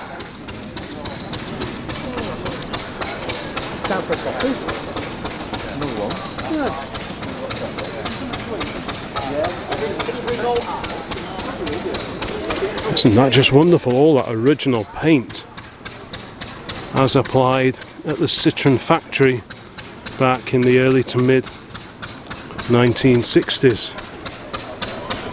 Of course, the earliest ones didn't have the rear window of the later 2CV6s. Super original. Look at the dinky little mud flaps on it.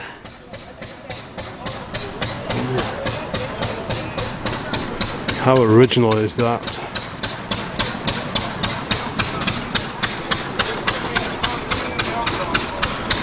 Super basic seating arrangement. Of course, you can lift out the seats if you want to have an impromptu picnic at the side of the road. You can lift those out very easily, very quickly. Same with the rear seats. There's an old Bush radio on there and flat cap. We like a bit of that. Yeah, that really is a treat to see. If you're wondering what that noise is, it's that huge stationary engine just over the back there.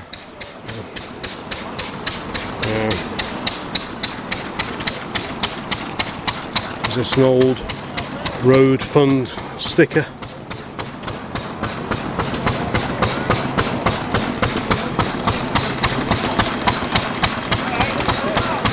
Yeah, these things are only original ones. Where's this been all this time? How has that survived? Because with the best will in the world, they were made from pretty lightweight steel, so they wouldn't tolerate being left in the wet field for very long once put out to pasture. So clearly this must have lived somewhere pretty dry, maybe southern France. Maybe that explains why it's in such great condition. Real treat to see that little beauty. And over here, one of the great little Fiat 126. These are really nifty cars. Late examples of these were built in Poland. Is this a Polski Fiat or is it an original Italian Fiat? This is from 1982.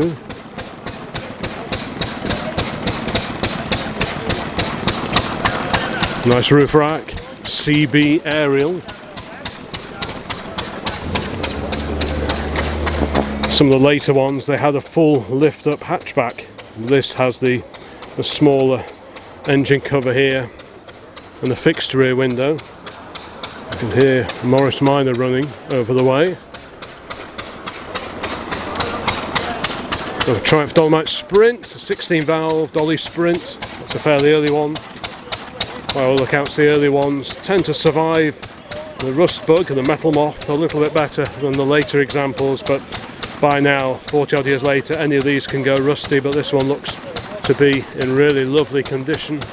Yeah, the little Morris is just leaving. I can just see it heading out.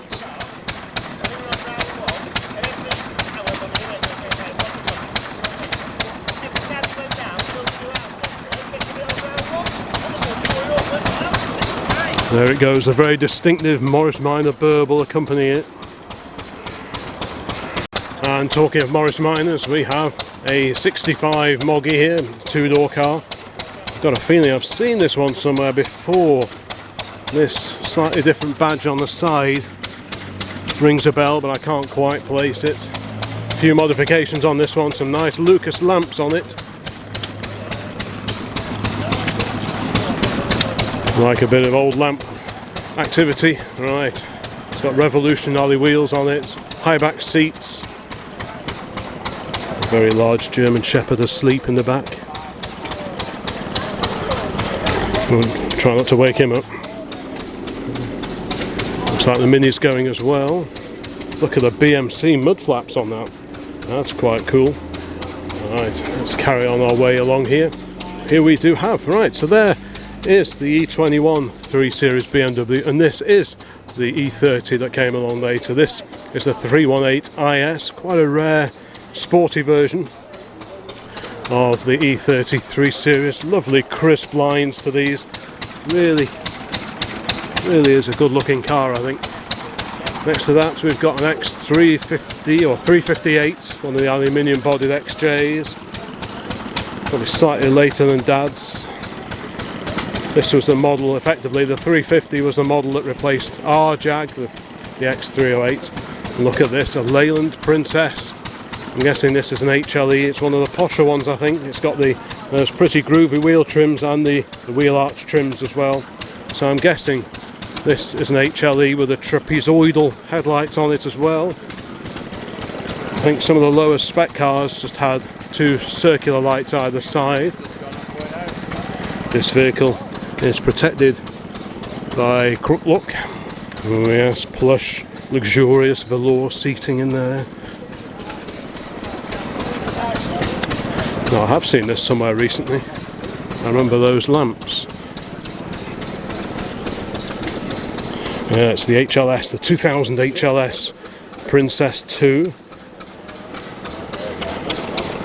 Of course, it would take the Ambassador before they actually got the hatchback, which the shape it's just so deserved. Yeah, where have I seen this one? Possibly down at Gaydon, perhaps. I've seen it recently somewhere.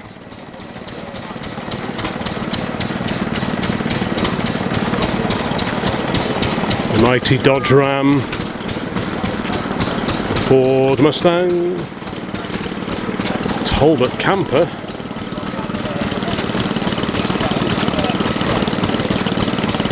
Oh, Volvo Amazon, the bonnet is up on the Volvo Amazon. We like a bit of this. I've run several of these over the years. It's got a couple of Cibi Oscars on the front of this one.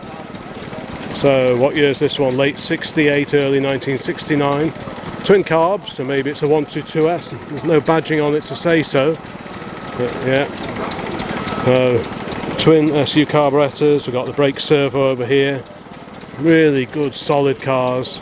Just have to check the inner wings. On both of the ones I put back on the road, I had to have new inner wings fitted. There's like a box section behind there, and they can get quite frilly. Ooh, Volvo 164E for sale, same model as the one we had. Ooh, could even be, no, I don't think it's not the same car, but same colour, same spec as the Volvo 164 we had 2 or 3 years ago with the Bosch fuel injection.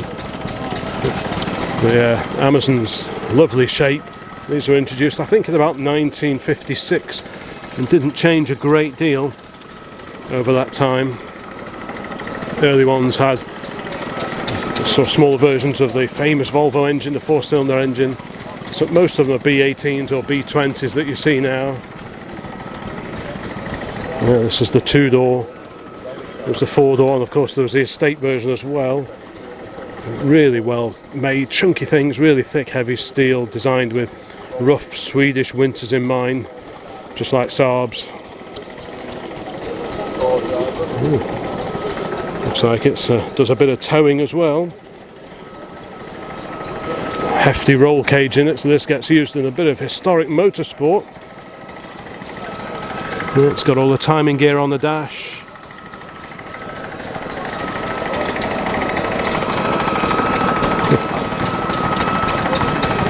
Ooh, we've got a bit of info on the screen here. It's a 131, so that's one of the latest ones. 131 Amazon, built in 1968. So it's got the B20, overboard slightly, 2-litre engine, fancy pistons, gas flowed head, all the mods, 4-branch exhaust manifold, etc, etc.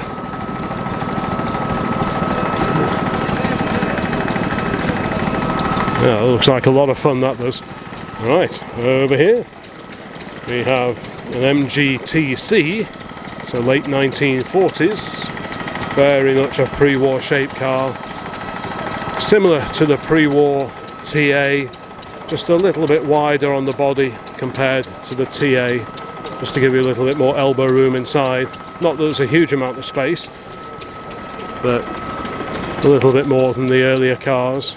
Twin wheels on the back on this one, that's something you more often see on the little Singers, like the Singer Le Mans, the Singer 9 Sports, that kind of thing. Fuel tank on the back. Very, very cosy in there. Looks like a fairly new hood and side screens. Very nice too. Next to that, such a variety of vehicles here today. We've got a Mark II version of the Ford Fiesta XR2 from about 1986. Got the MGR V8 alongside that. The Mercedes-Benz 190E. So these were a really nicely put together car. Petrol or diesel versions were available. Then we've got a Mark II version of the VW Sirocco. Got a Polo GT alongside that. That's quite a rare little car. And over here, now what year is this? It's on a Y. So would that be an XR3 with the carburetors, or the fuel injected XR3i? Maybe the sticker on the tailgate will tell us more, because from the front they look pretty much identical, I think. So this is a fairly early XR3i.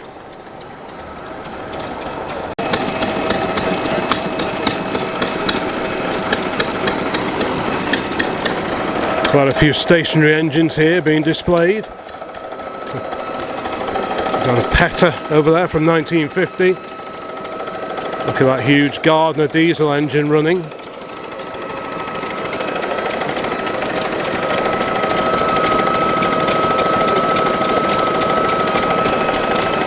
Some slightly smaller versions along here.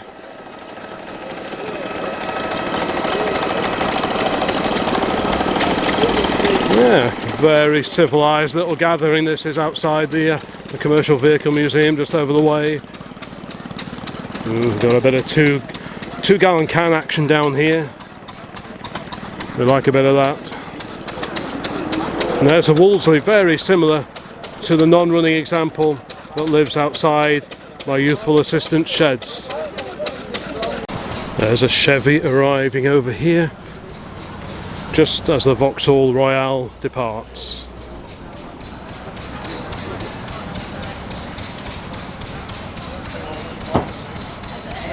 Super clean step-side body. Our dinky little Bedford's just starting to head off as well.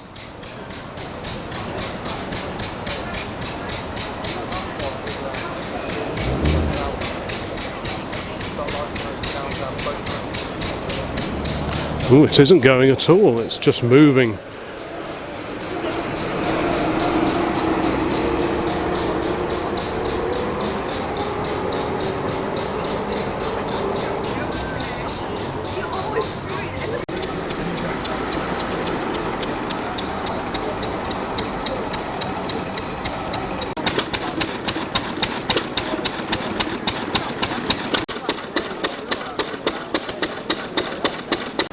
I wonder if this was at Inglenut Classics that I visited only a few weeks ago.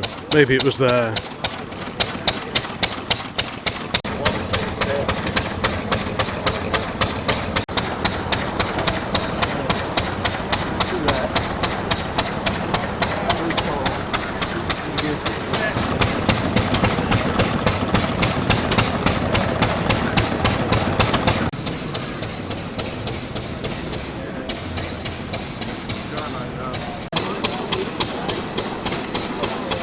Big Dukey comes everywhere.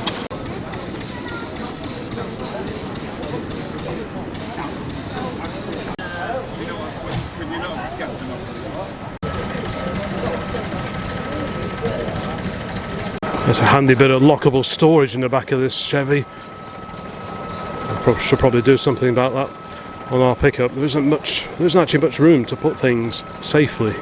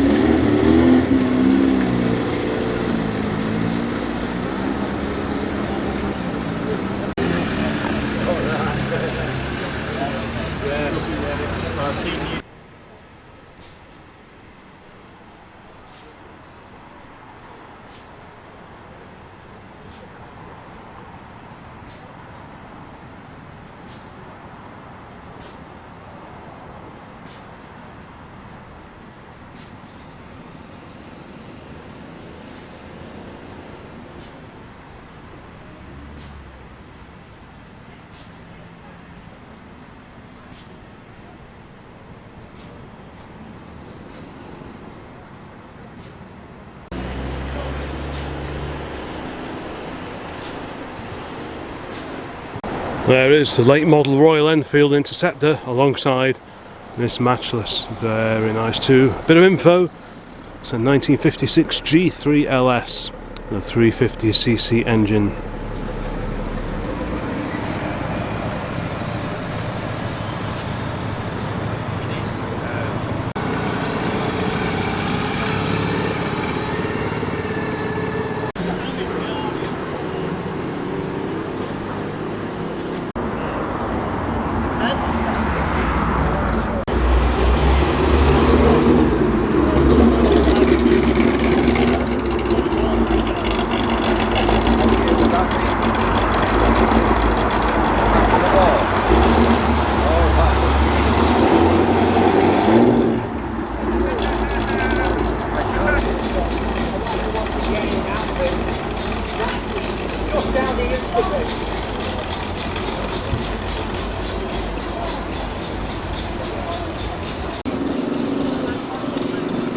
Sam, you've lost it now. What? You've lost it now.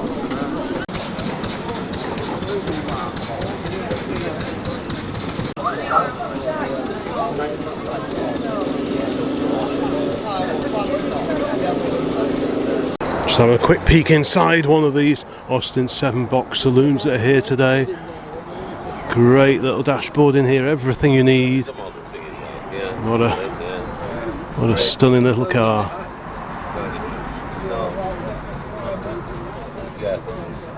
Okay, this is a Riley 9 Kestrel. I've just had that confirmed. And what a beauty it is, even down to the proper hand painted, slightly yellowy lettering on the number plate there. Not white, but just off-white. And that looks just perfect. What a super looking pre-war Riley. What a gorgeous car. Sliding roof as well.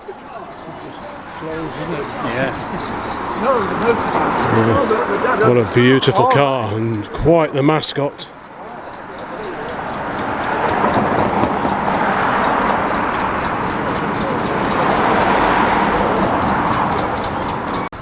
And over here in the corner of the car park we have a Freight Rover, and this was a later incarnation of the old Leyland Sherpa.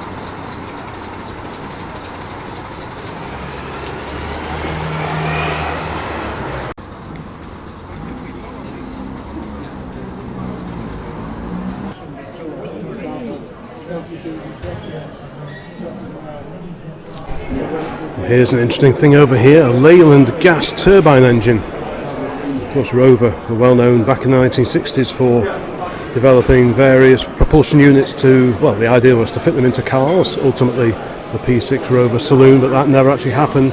Leyland too were involved in the design and prototyping of gas turbine engines, in their case for installation in Leyland trucks. Bit of history there.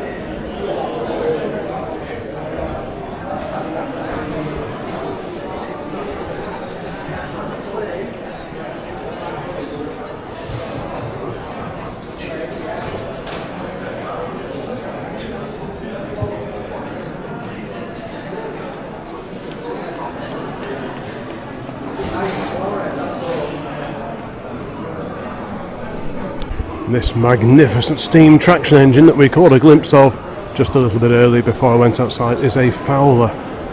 What an incredible machine this is. Hey ho, come to the fair. Wow. These really are just something else.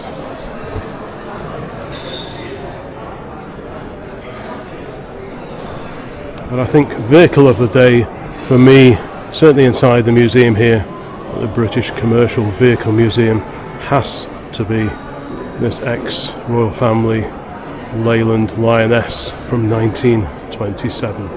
What an absolute incredible vehicle. Thanks so much to the museum for letting me have a good wander around early doors, and indeed for some of the information that I've been given while walking around. It's always very much appreciated. So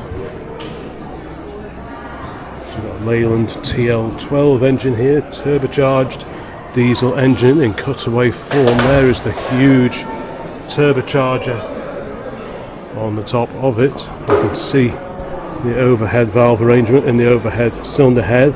There's the valves up and down the pistons, up and down the as well. I think we've got one of these in Harley's shed. And yeah, lots and lots to see and look at. Huge Gardner engine here.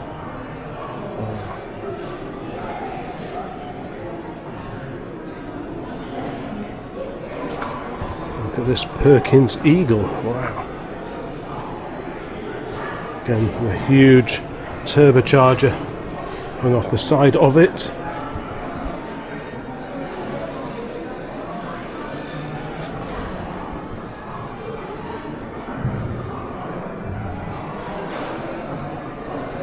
Yes, definitely. This is probably my vehicle of the day. It's not been an easy choice because there are some glorious vehicles here. Some of those small vans we were looking at before. The little E83W pickup truck, of course. That's always a firm favourite of mine. But just in terms of style, presence, rarity and history, it has to be this wonderful Leyland Lioness. Let me know in the comments if you would agree with this choice. Which would be your favourite vehicle of those on display here, either here in the museum or indeed outside for the classic vehicle gathering that's taking place today? Yeah, let me know in the comments.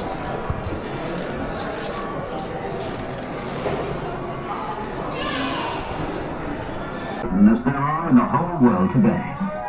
Since the war, most have amalgamated and become part of British Leyland, with their rich and varied traditions of original engineering. The Land Rover, the massive Centaur, the rugged LD55, Leyland's Intercontinental Express, the Marathon, the ubiquitous EA van, the trucks of Leyland's Red Line range, Leyland's versatile tractors, the Mini pioneering front-wheel drive in small cars, the Atlantean in worldwide use, the lively Sherpa, the custom-built 400 system trucks, the MGB and the Spitfire, the luxurious go-anywhere Range Rover, the National Bus, the brilliant Leyland and Jaguar saloons. Leyland's latest sports car, the TR7. The Princess, different, distinguished, distinctive.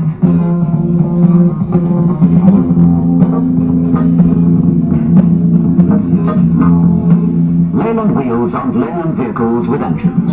The widest range of transport systems ever made available by one manufacturer.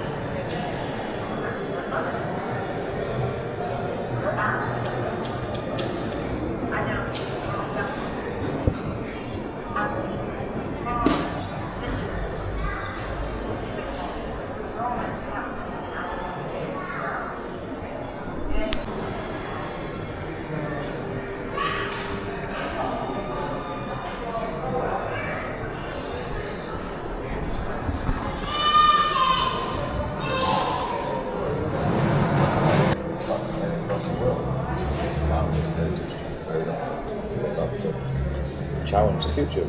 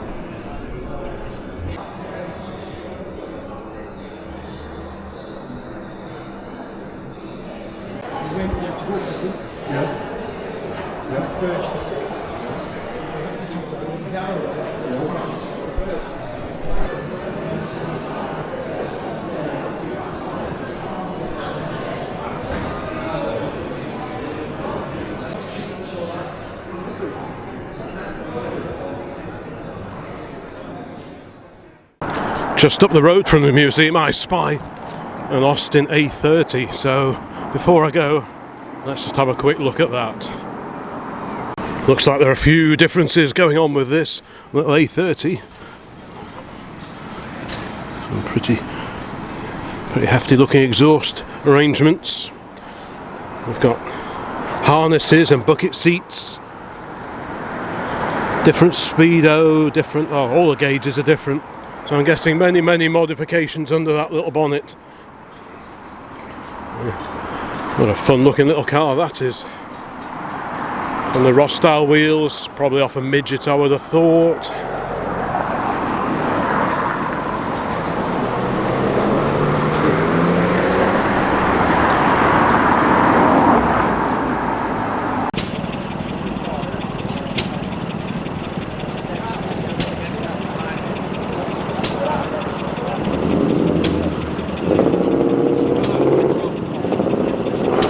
Just going to have a final quick scoot around just in case there's anything I've missed. The bonnet is now up on the super original de Chevaux.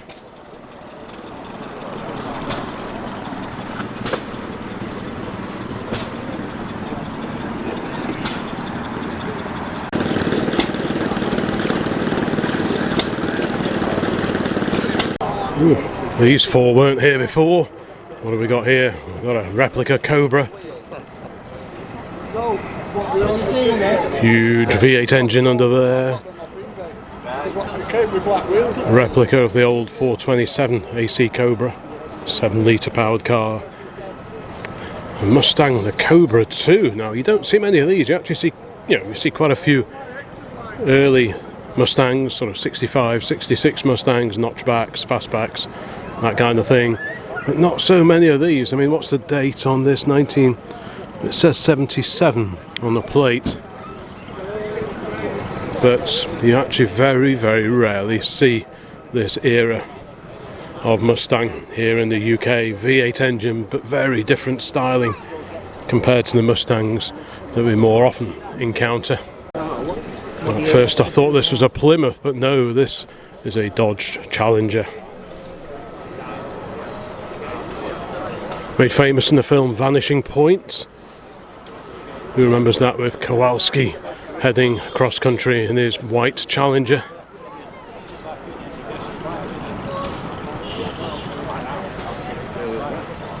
And another later arrival is this Cortina Mark II, badged up as a 3000E. Presumably got a 3 litre V6 in that one. Did they ever do a 3000E? I'm not sure. But yeah, I bet that bobs along very well. few later bits and bobs in there. The dash, modified later Cortina steering wheel, I think. Yeah, very, very clean example of a modified Mark II two-door Cortina. Well, I'm reliably informed that this has in fact got a BMW diesel engine in it, so that's quite the conversion. Hence the huge transmission tunnel, I guess.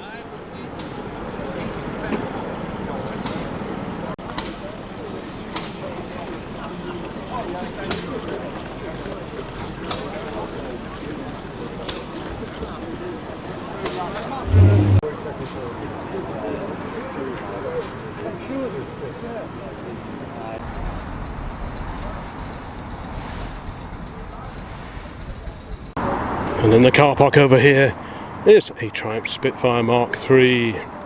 Very fruity looking exhaust system on this one. Early 1970s, built shortly before the revised Mark IV came along.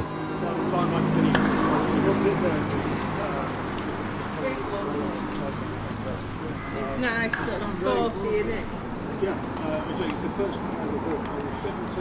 Well, I think that pretty much wraps up my visit to the glorious British Commercial Vehicle Museum up here in Leyland, Lancashire. So thank you so much for watching this particular video. Like I say, let me know in the comments what you thought of it and the vehicles that feature in it. And there'll be lots more videos on very, very soon. So don't forget to like, subscribe, all that kind of thing. And there'll be loads more videos along really, really soon. So bye for now.